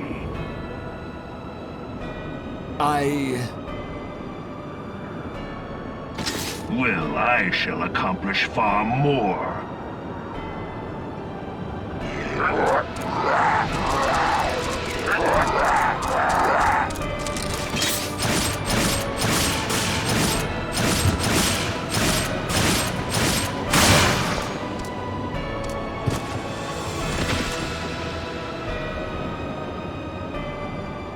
Is that all? Is that all? Insolent mortal! I shall make you suffer! That foul stench!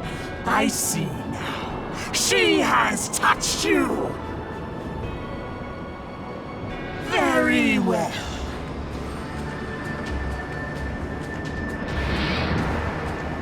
Seven hells, does she still mean to fight?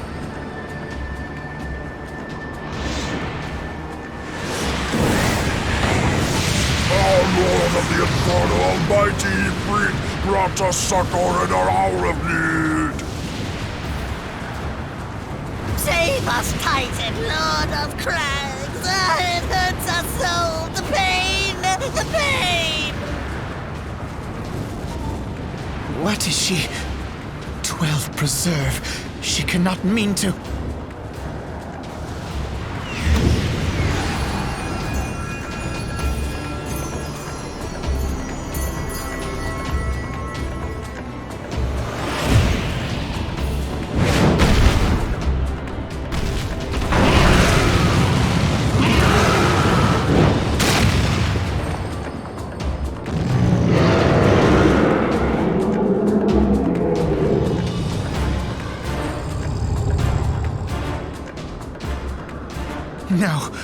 No, this is all wrong! Stop gawping, boy! We must run!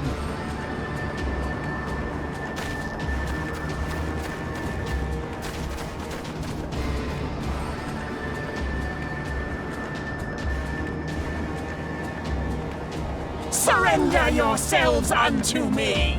I would feast upon your ether! None shall stand against the wind!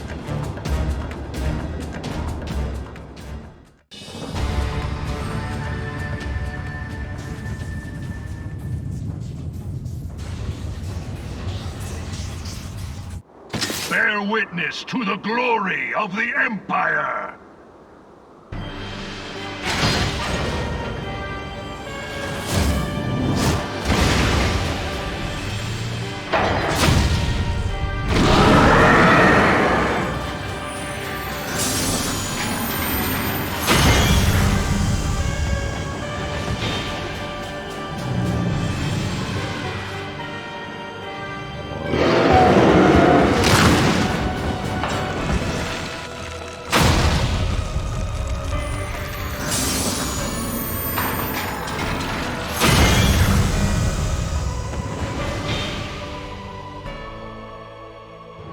It is you who will suffer, Garuda.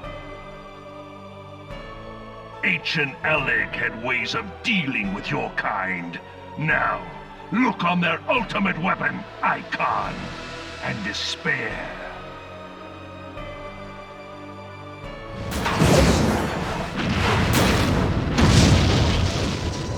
No!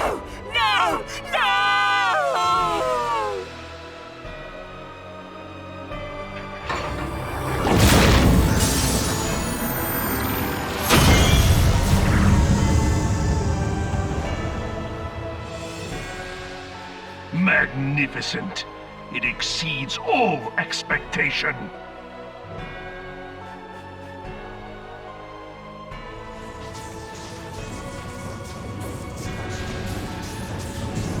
With each primal it consumes, it grows more powerful. A marvel, is it not?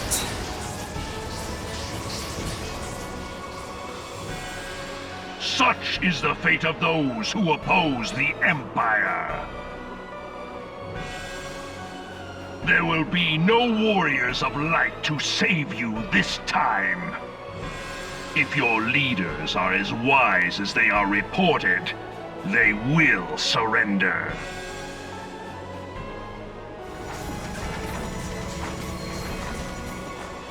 Your skills are impressive, but they will not be enough.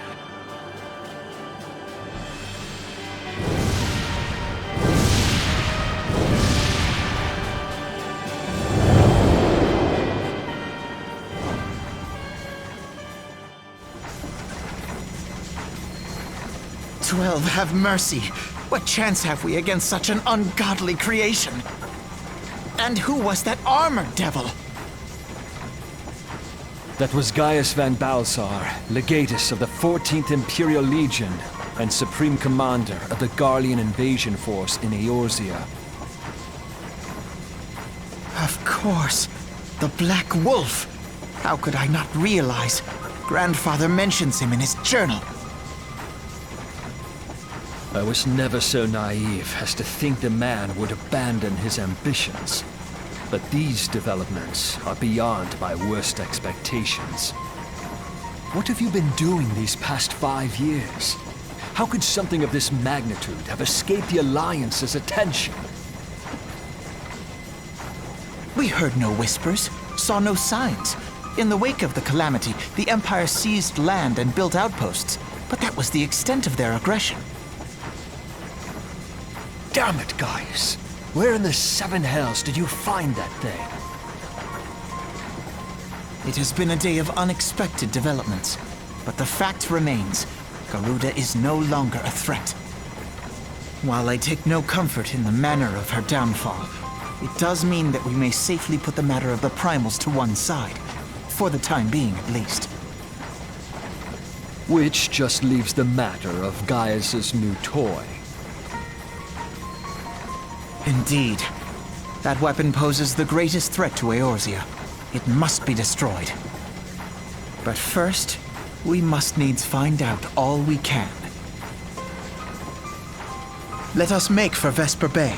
We shall rebuild the Scions. All is not yet lost, my friend, for we bear the light, and shall surely lead our people from the darkness.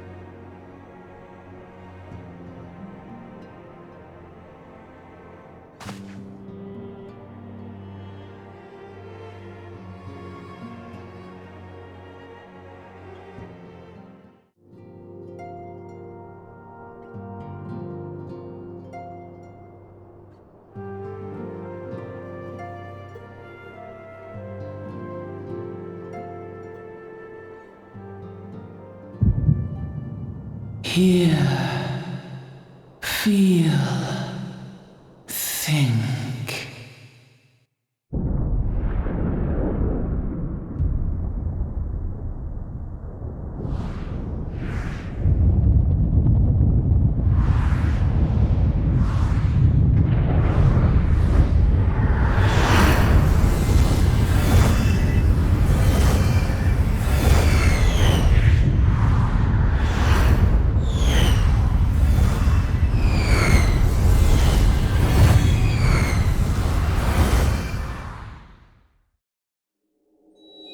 Bringer of light,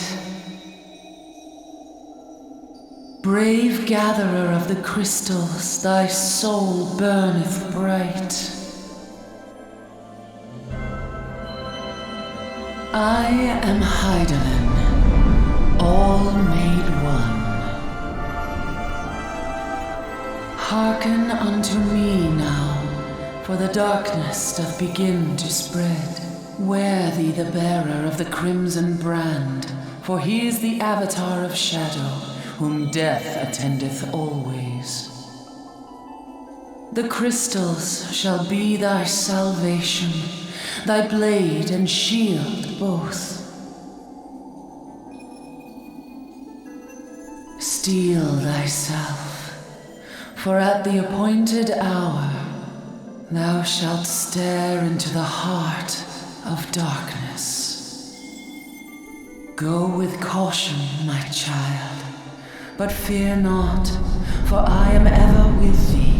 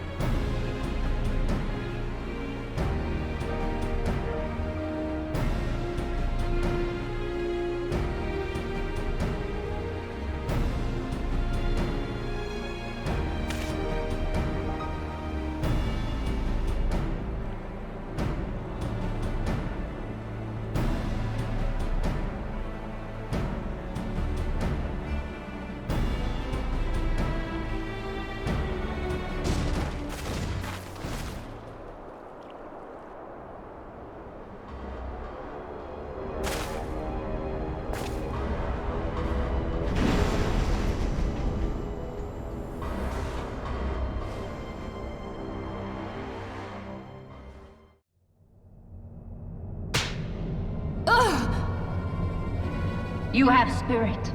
That I will allow. Yet you struggle to the benefit of none, least of all, yourself.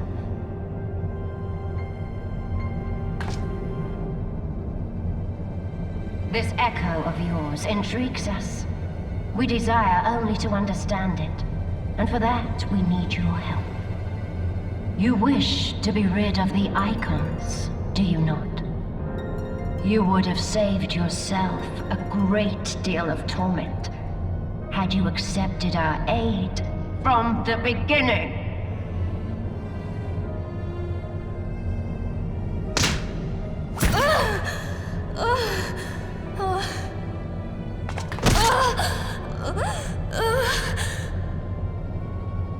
Tell me everything, and I shall end it quickly.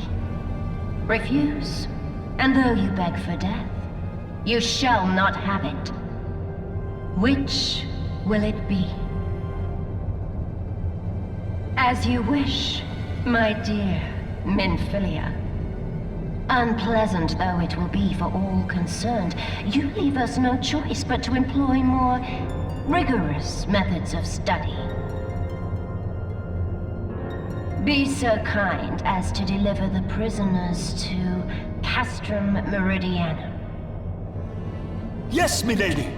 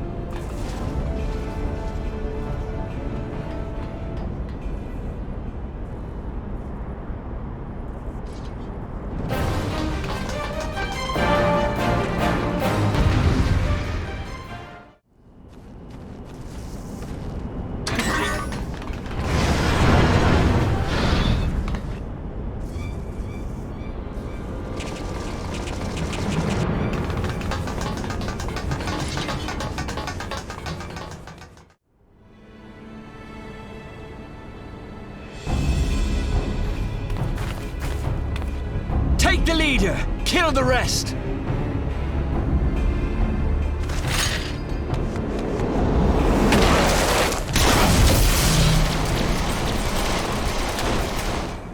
What the? The Ashtola!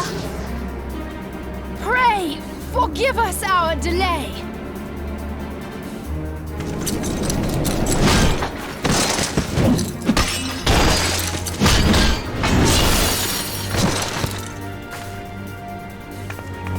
Popolimo!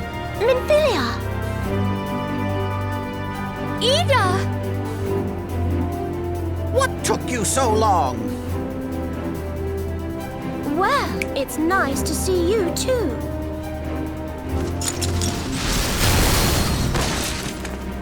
The reunion must wait. Right. First things first.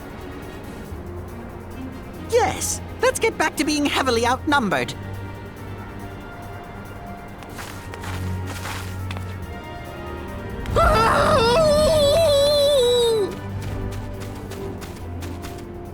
You ditched your Magitech armor. Fool of a Lalafell! Well, excuse me. She's all yours if you think you can do any better.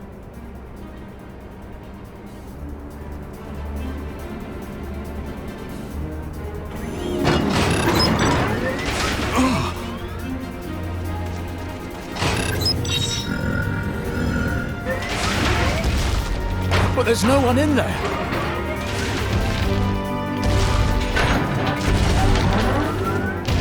This is Sid. Can you hear me?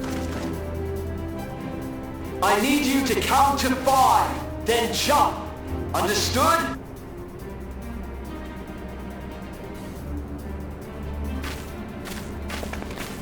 One. 2. 3. 4.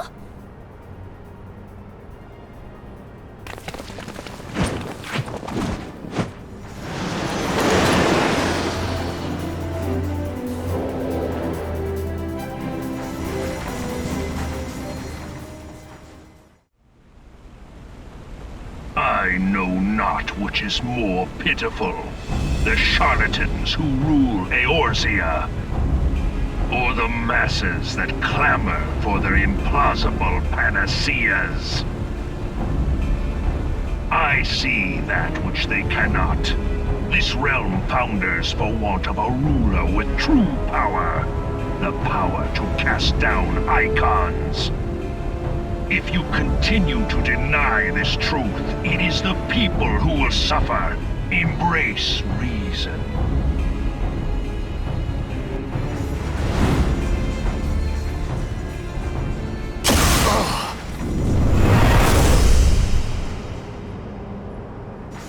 What in the 7 hells?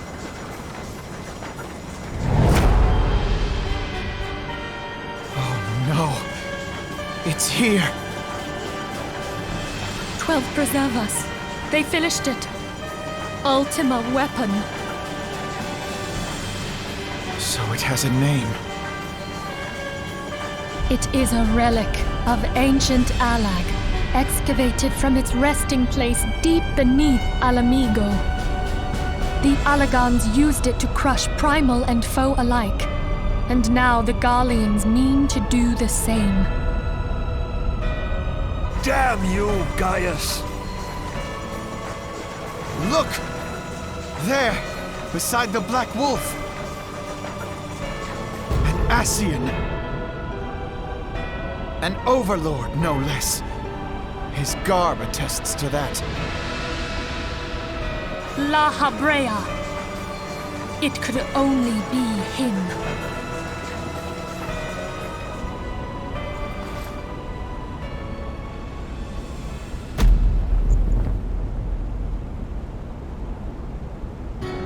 Thancred!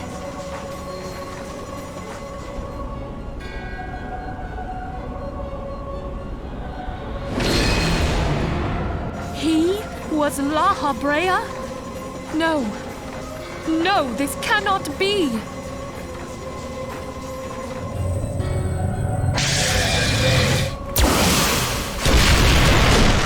have to go now! Hang on! Thancred! No!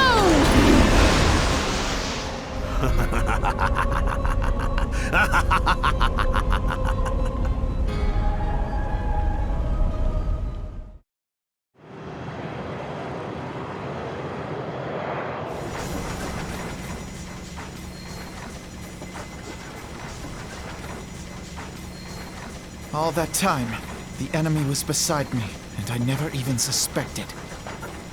And to think that it was I who suggested that Thancred investigate the Ascians.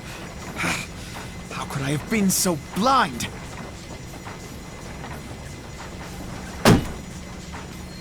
Small wonder the enemy knew our every move, and where to find us. Confound it all!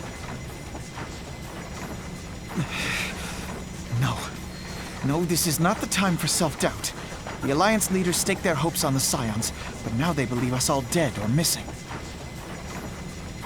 When they learn of the Empire's new weapon, we cannot be certain what they will do.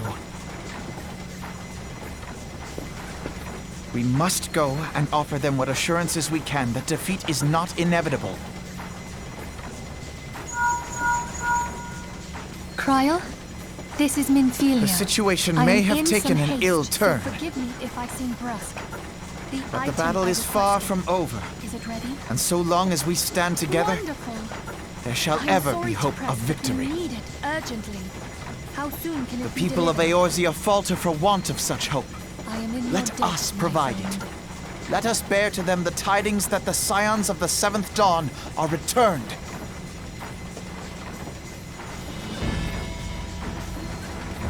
Matters are coming to a head. I hope we can count on you. My regards to Grandfather.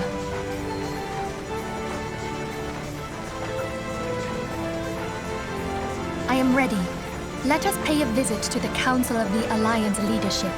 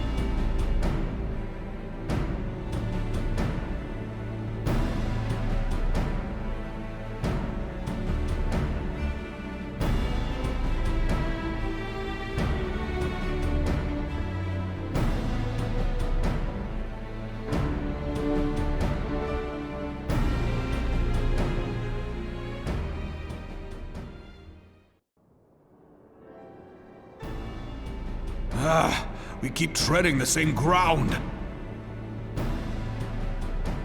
Van Belsar's demands are clear.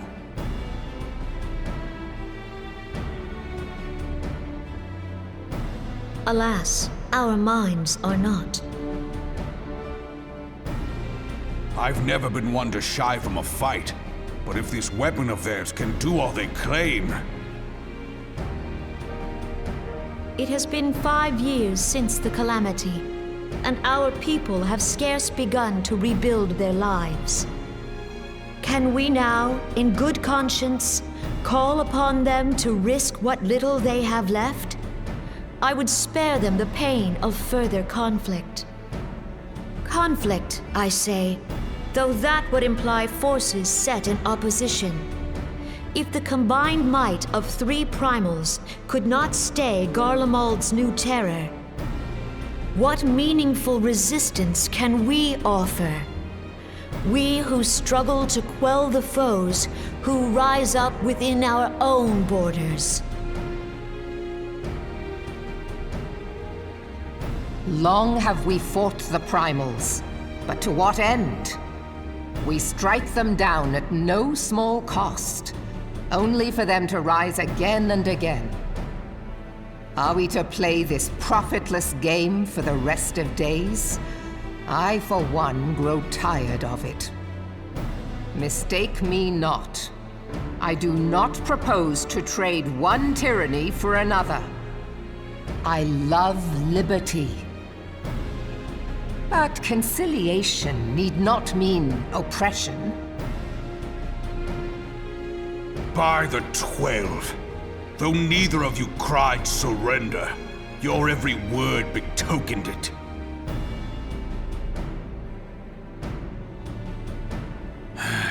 Not that I deny there is truth in what you say, nor can I rightly claim that Ul'dah is ready to fight.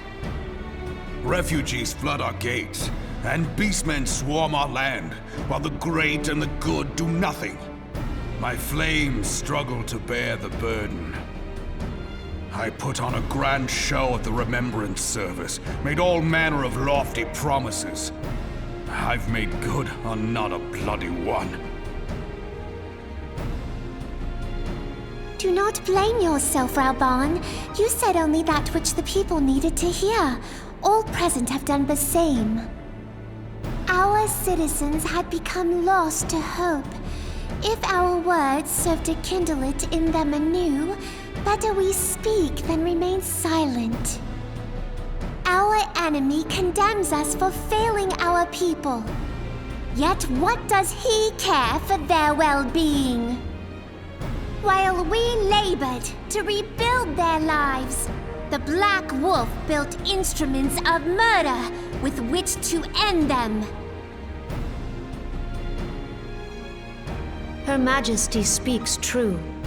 For all our failings, the people's well-being has ever been our foremost priority.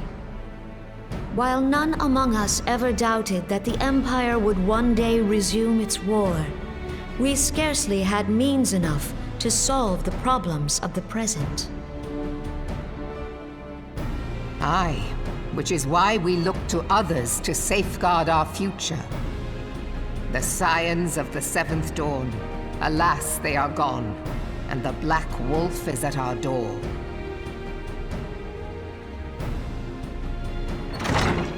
Admiral! I fear you are mistaken.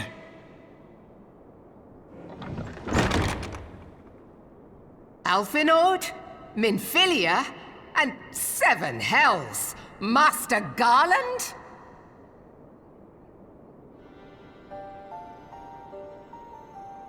And you, dear friend.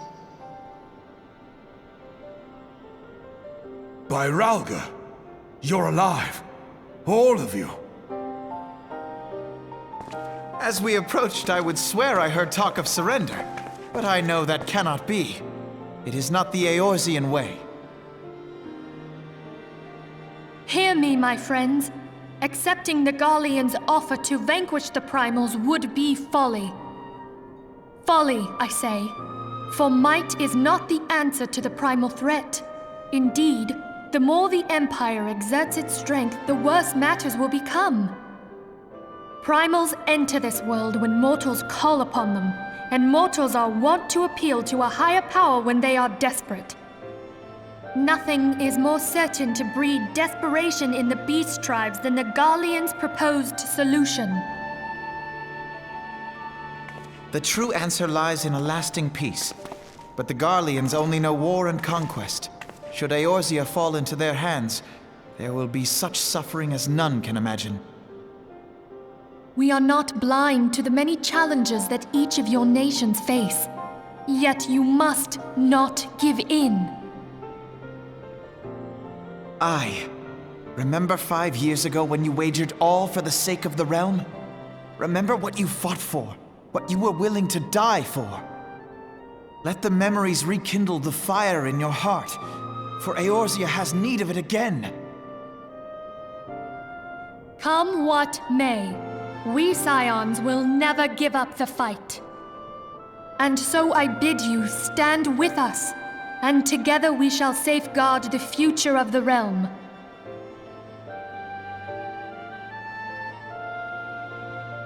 A great man once said that a shrewd merchant grasps not for the quick profit, but invests in the future.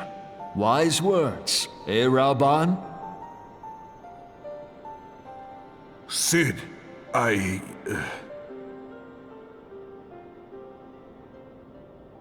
Your words stir and shame me in equal measure.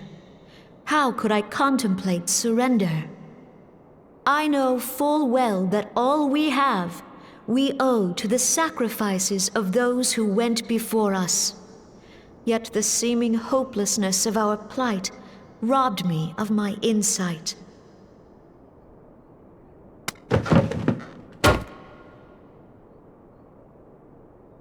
We Gridanians have no love for war. Yet we have still less for those who would threaten our homeland.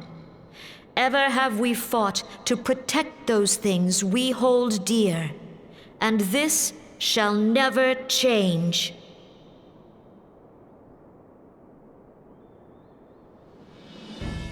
Gridania will go to war. We will fight the Empire for the sake of the realm and all who abide here.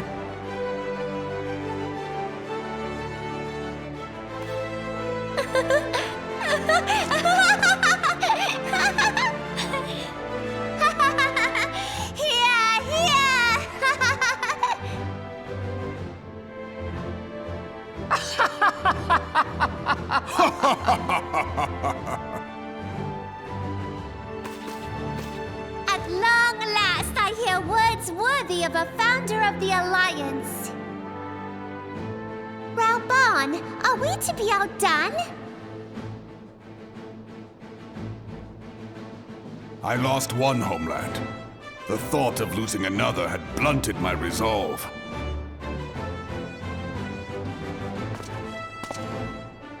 But no man knows better than I that if you want aught, you'd best be ready to die for it.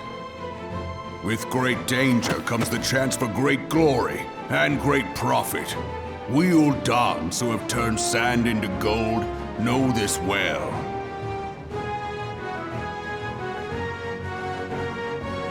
How many times have we fallen into the pit of despair, only to have you pluck us out? I've fair lost count.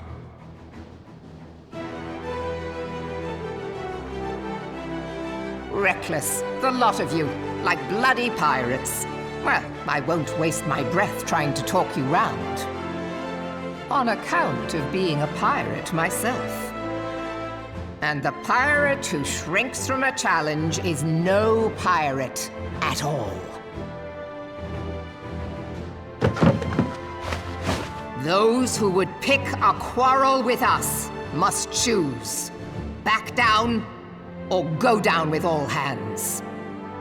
Let the Garleans come. The united strength of Limsa Lominsa will be waiting for them.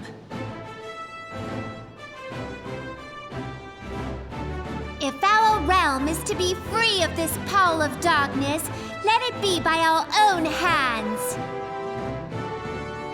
For Eorzea!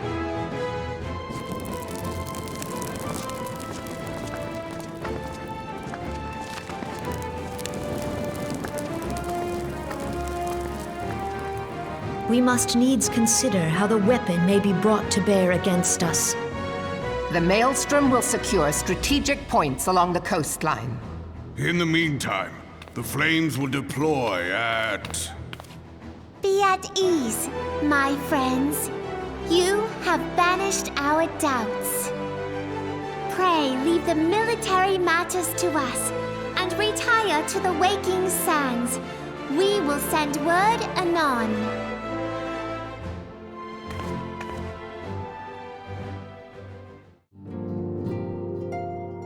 I cannot well express my relief to think that the Alliance came so close to surrender.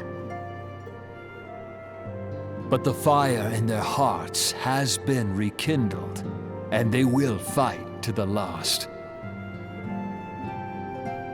This warmth inside. Did you feel it too, Grandfather? I would know something. Was that your power at work earlier? Nothing of the sort. The leaders of Eorzea had lost their way. I merely helped them to find it again. Oh, hello. Yes, our party returned just a moment ago. How close are you?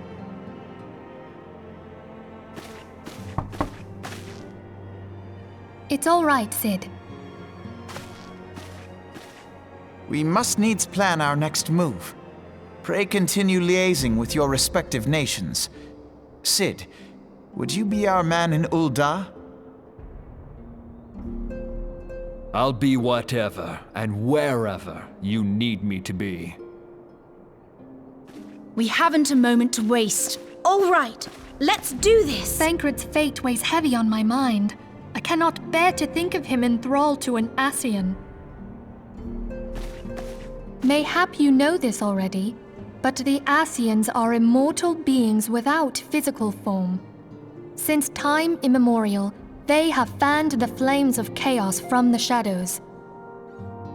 That they might work unseen, the Ascians entrap and possess mortal men by means of malign artifacts known as crystals of darkness. One such crystal may yet be the key to saving Thancred.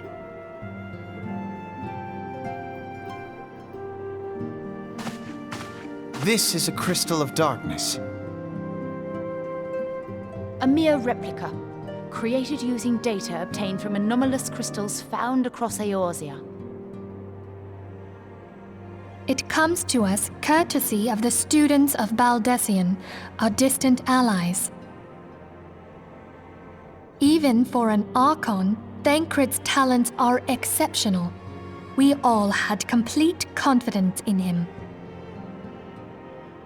It was for this reason that none among us foresaw the danger in sending him to investigate the Ascians alone. Thancred had been striving to fill the void left by Louisoix. Yet, it was plain that he was overtaxing himself. Yeah, he would volunteer for everything and work till he was dizzy. And the toll taken by his exertions made him vulnerable to Ascian influence. The crystal that binds Thancred must be somewhere on his person. If we could but destroy it, his Ascian possessor would be compelled to relinquish control over him. You have proven the stoutest of allies, standing with us through thick and thin.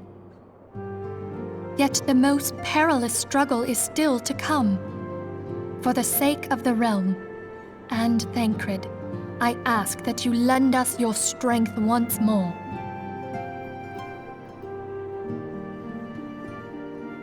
Thank you, from the bottom of my heart.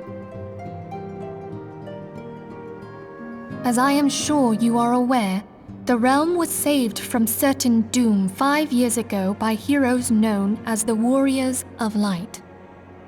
What you may not be aware of is that your many feats in service to the Scions have prompted folk to make certain comparisons.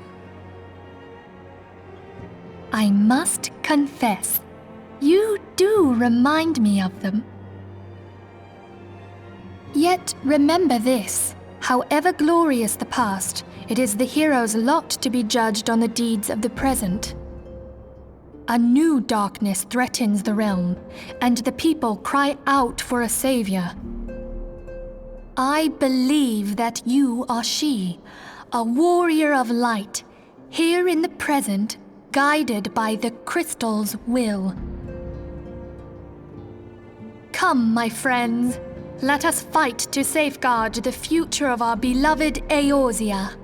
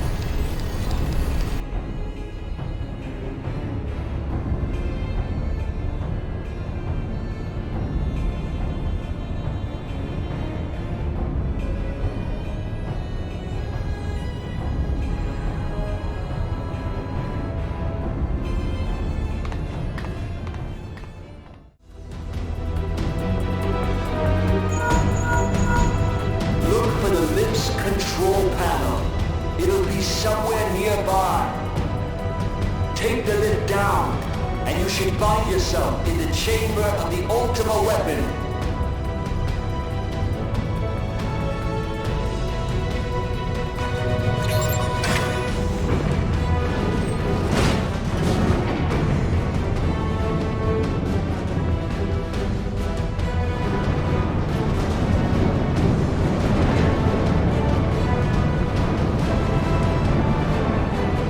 Your eyes peeled. Gaius could be waiting for you down there. Oh, and don't even think about dying. You're too bloody useful. The interference is getting worse. I don't think the connection will last much.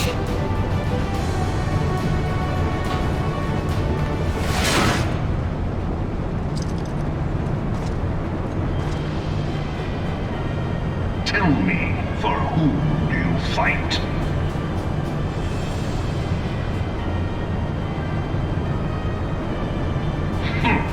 Do you believe in Eorzea?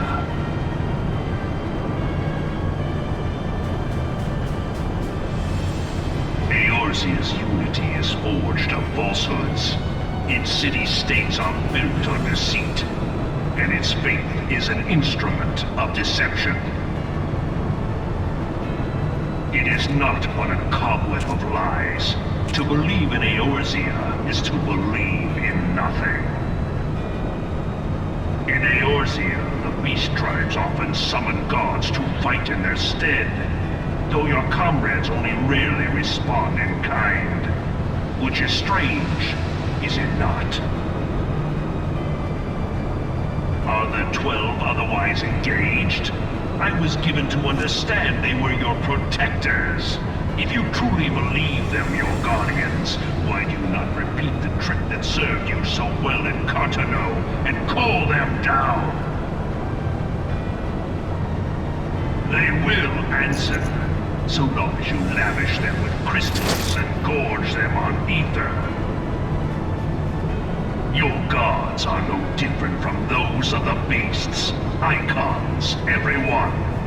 Except but this, and you will see how Eorzea's faith is bleeding the land dry.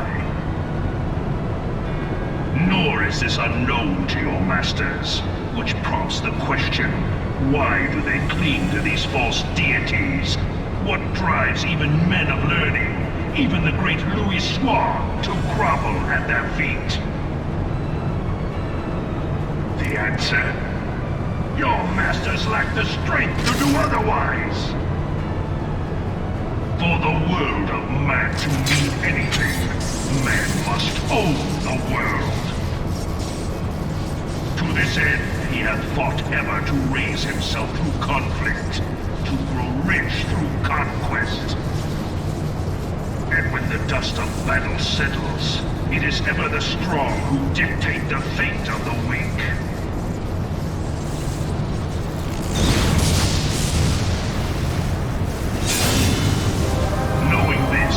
A single path is open to the infinite ruler, that of false worship, a path which leads to innovation and death. Only a man of power can rightly steer the course of civilization, and in this land of creeping mendacity, that one truth will prove its salvation. Come, champion of Eorzea. Face me. Your defeat shall serve as proof of my readiness to rule. It is only right that I should take your realm, for none among you has the power to stop me.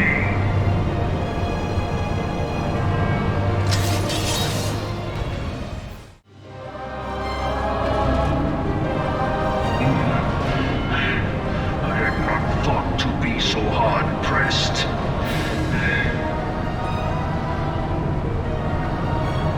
Your strength is most impressive. Such power befits a ruler. Yet, you lack the resolve to put it to proper use. A waste.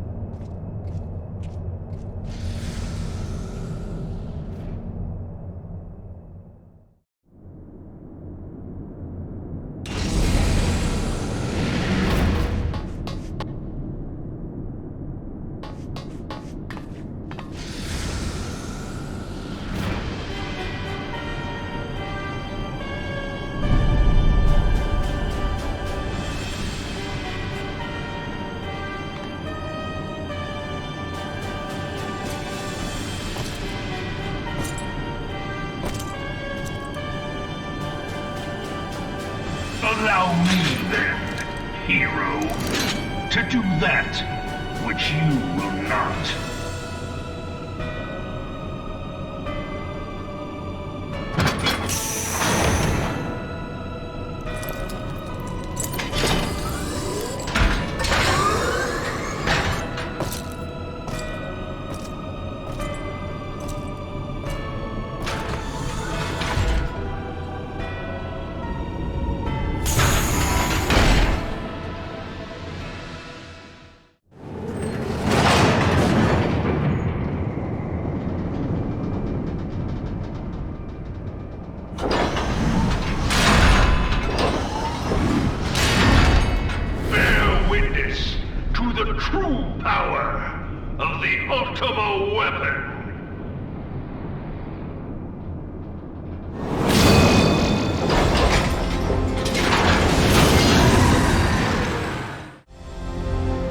But the Ultima weapon is all-powerful! Why does my enemy still stand?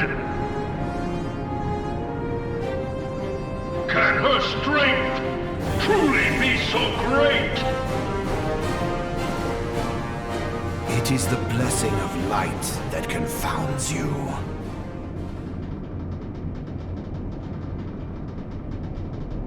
La Brea.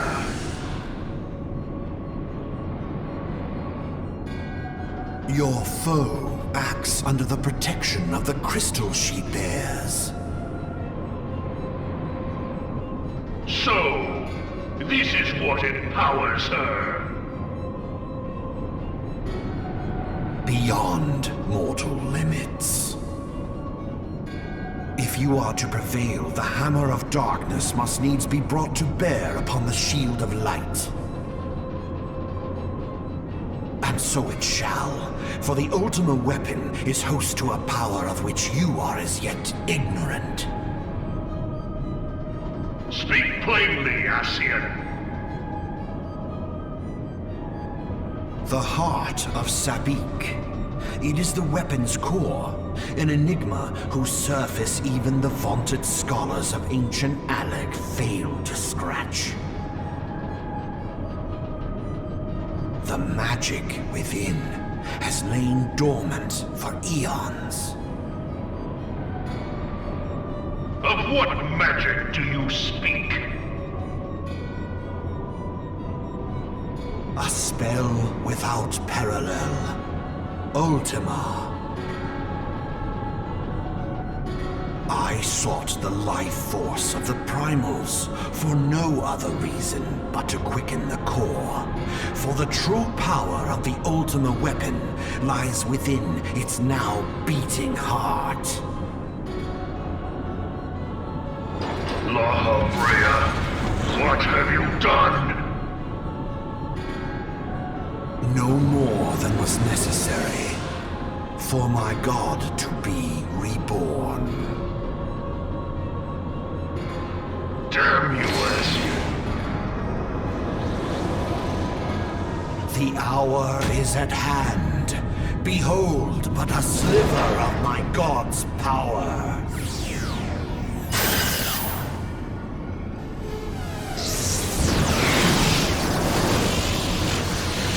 From the deepest pit of the seven hells to the very pinnacle of the heavens, the world shall tremble.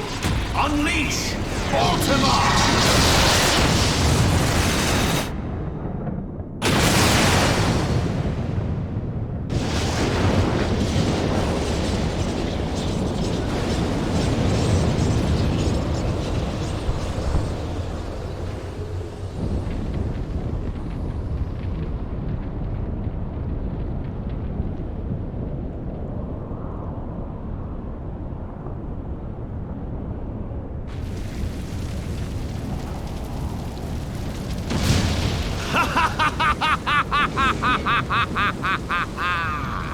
Such devastation!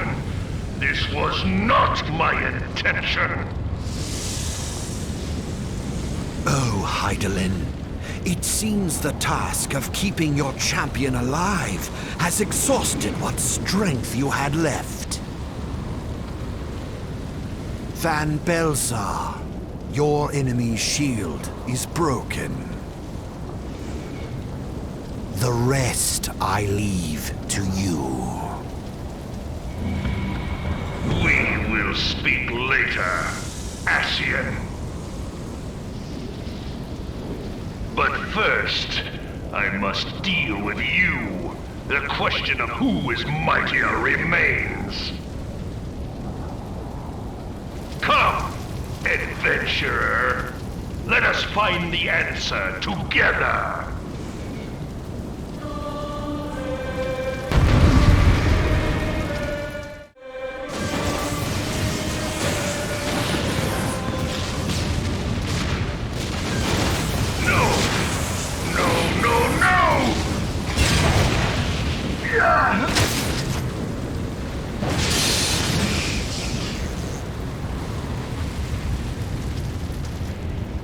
Heed me. The subjects of a weak ruler must needs look to a higher power for providence, and their dependence comes at a cost to the realm. The misguided elevate the frail, and the frail lead the people astray. Unless a man of power wrests control, the cycle will never be broken. You of all people must see the truth in this. You who have the strength to rule.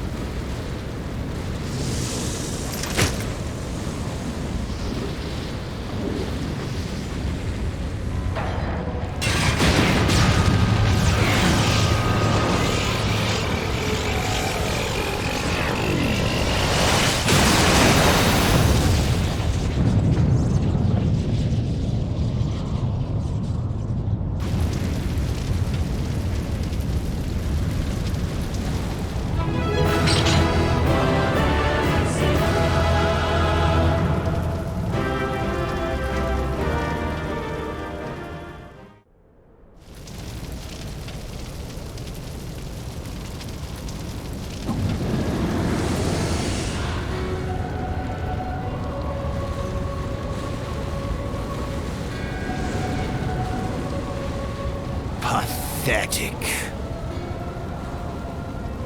You boasted of unrivaled power. You were entrusted with the ultimate weapon, the ultimate magic. And still, you failed. So much for the glory of man.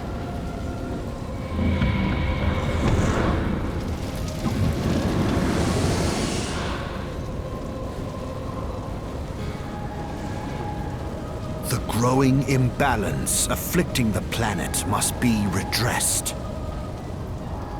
If it is permitted to worsen, the very laws of existence, both etheric and physical, will be warped beyond all recognition. Know you the root of this corruption? Hydaelyn. Like a parasite, she must be burned out if the planet is to recover. And naught but the return of the one true god will ensure her complete excision.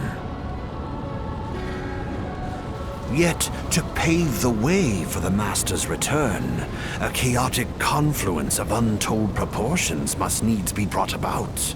And that will necessitate the presence of the Primals. Needless to say, both you and your Scion accomplices cannot be suffered to interfere in this endeavor. You will not leave this place alive.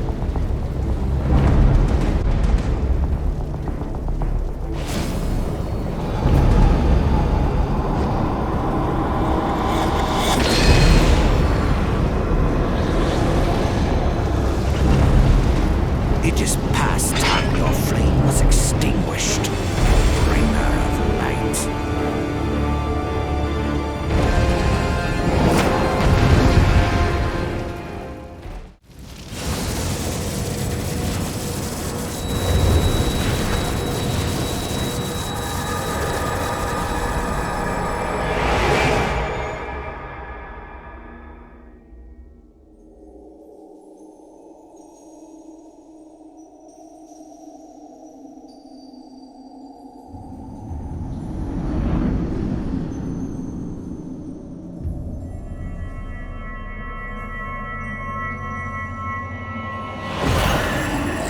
If thou wouldst pierce the shadows, make thee a blade of light.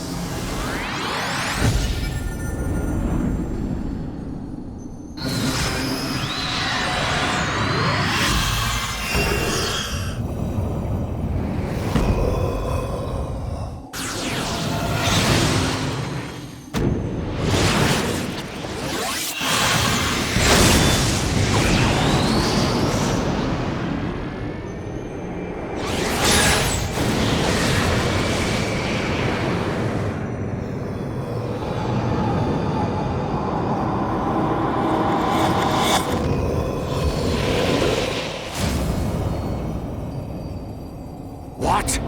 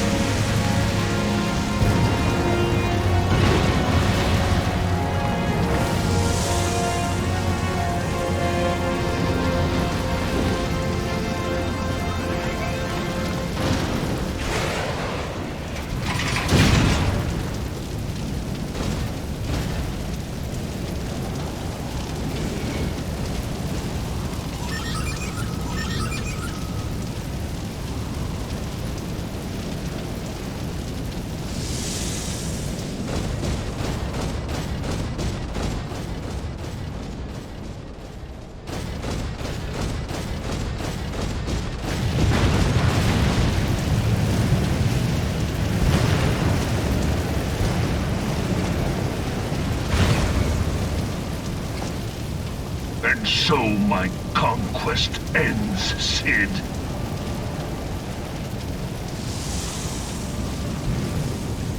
In smoke and ashes.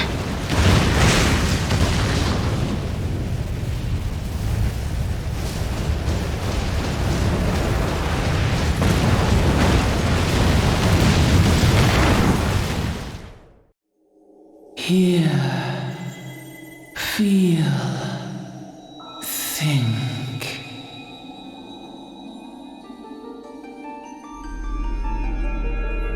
Warrior of light, beloved daughter. The darkness hath fled before the unclosed brilliance of thy spirit. Yet it lingereth still beyond the sight of men, in forgotten corners of the world. In the depths of the abyss yet resideth the Dark One, watchful ever, till this evil be cast out. Never shall the world know aught but a passing peace. Yet for the present, a gentle light shineth o'er the realm of Eorzea. With thee at its heart.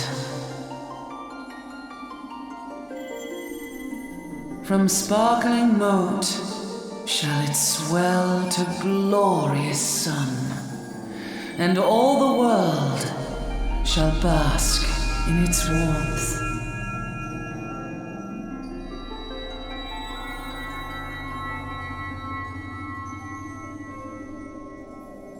Blessings and joy be upon thee. Go forth, my child, and be as a beacon of hope for Eorzea and the lands beyond through all the days of thy life.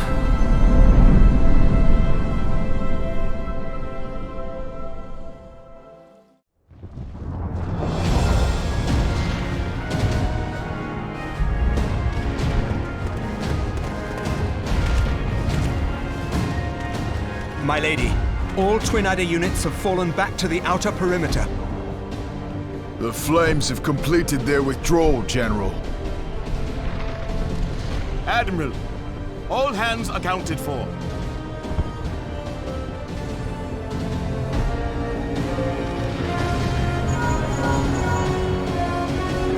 She's still in there.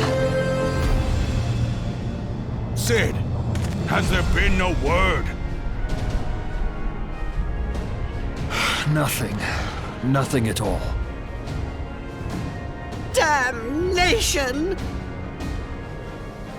She's going to make it, I know she is. Ul'dah is right. We must have faith. Sid, can they not be evacuated aboard the Enterprise? That adventurer and the Scions are as the Warriors of Light reborn. We cannot abandon them to their fate. Not again. I wholeheartedly agree, but flying into the midst of that would only add to the fireworks. There must be something we can do. Please, Mother Hydaelyn. Please light her way through the darkness. Look into the light, my child. If thou would see thy companions return safe to thee, reach out to them now.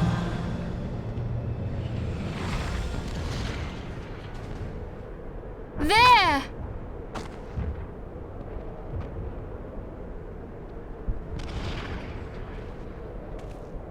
Oh!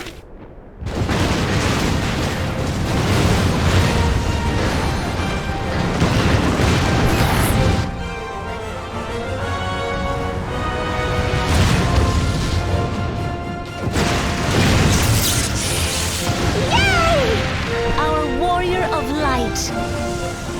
Yes! The hero returns! Look! Thancred is with her! Thank the 12! Thank Hydaelyn. Welcome home.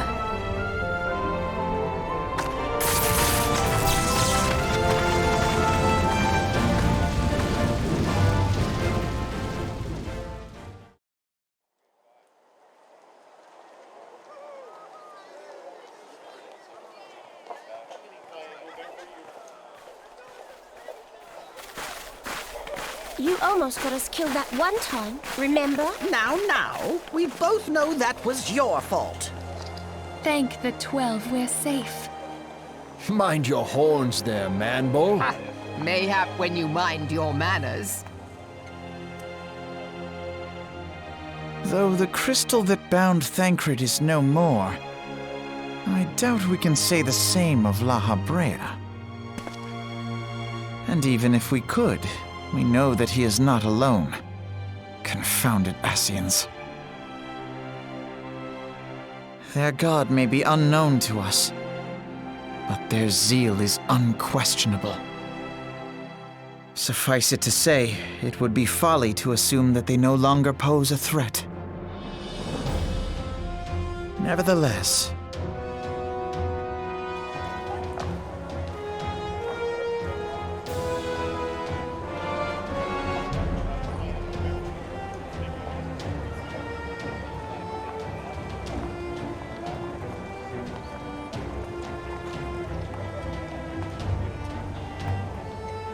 For now, we must savor what peace we have won, however ephemeral. Do you see, Grandfather? Our first step towards realizing the dream for which you gave your life.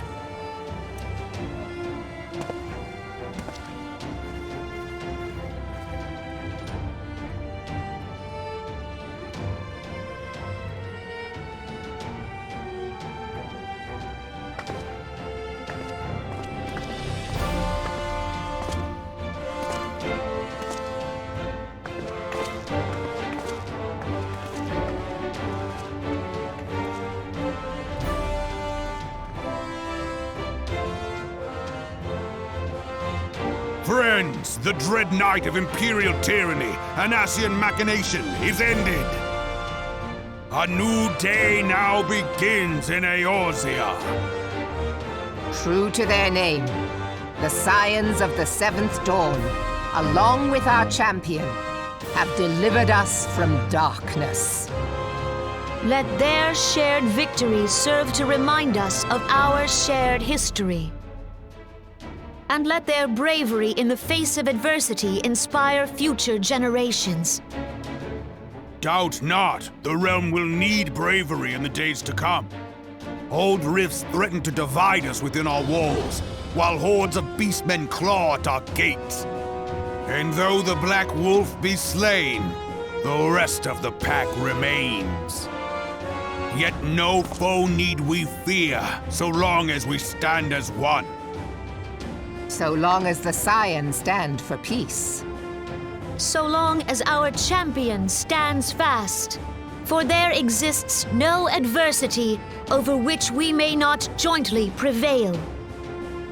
No longer can we turn a blind eye to the suffering of our allies. No nation stands alone. If one should fall, so shall we all. Eorzea is our shared home. For any one of us to know peace, so too must our neighbor. Just as we join in solidarity before you this day, so too shall our grand companies be joined henceforth to strive not only for the good of mere nations, but for the good of all the realm. Change will not come overnight. Yet I foresee a day, not so very far from now, when the lines that divide our lands fade, and all of Eorzea is one.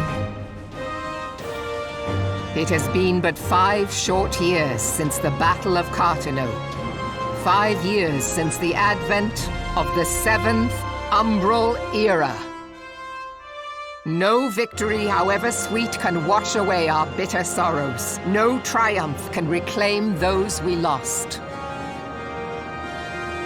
Yet do not presume you honor them by dwelling on the past. It was not the past they fought for. You would repay their sacrifice by looking to the future. A future united, as the warriors of light united in the champion. Now is the time for us to rise as one, bearing all of Eorzea on our shoulders. 5 years ago, Eorzea bore witness to the end of the 6th Astral Era. Now, the 7th Umbral Era draws to a close, yet we come together not to glory in its end, but to mark a new beginning.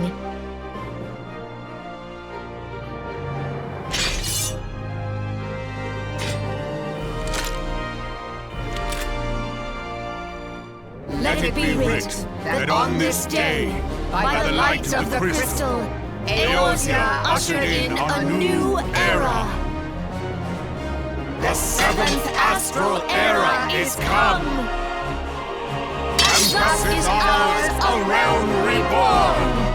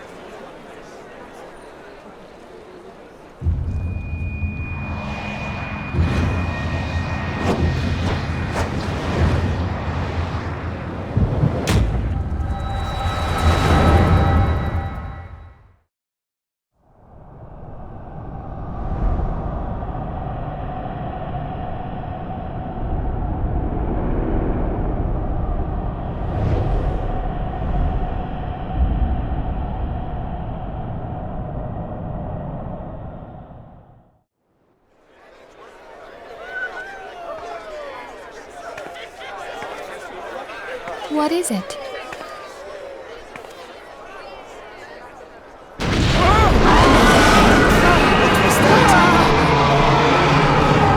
That roar. It can't be. Did you hear that? There's no time to spare. Where is it coming from?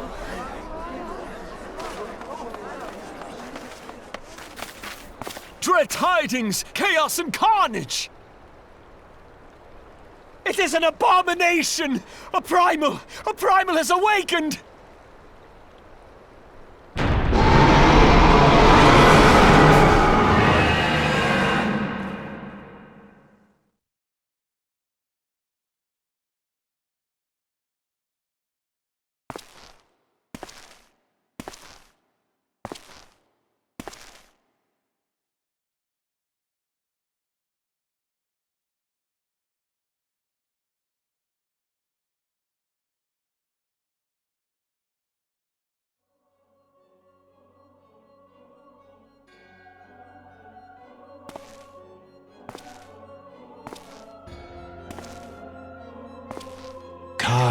Bahamul, move.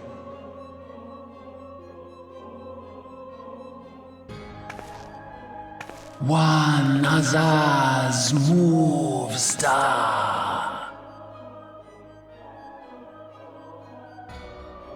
Fanzar lokpai ki hats Aldorn Zul, Ukdorn.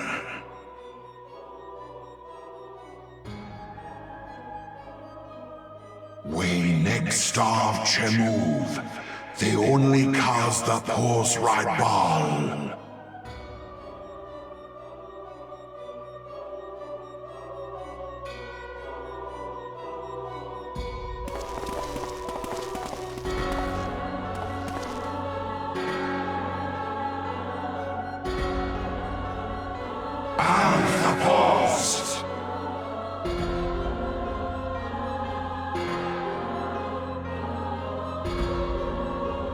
Our code, thou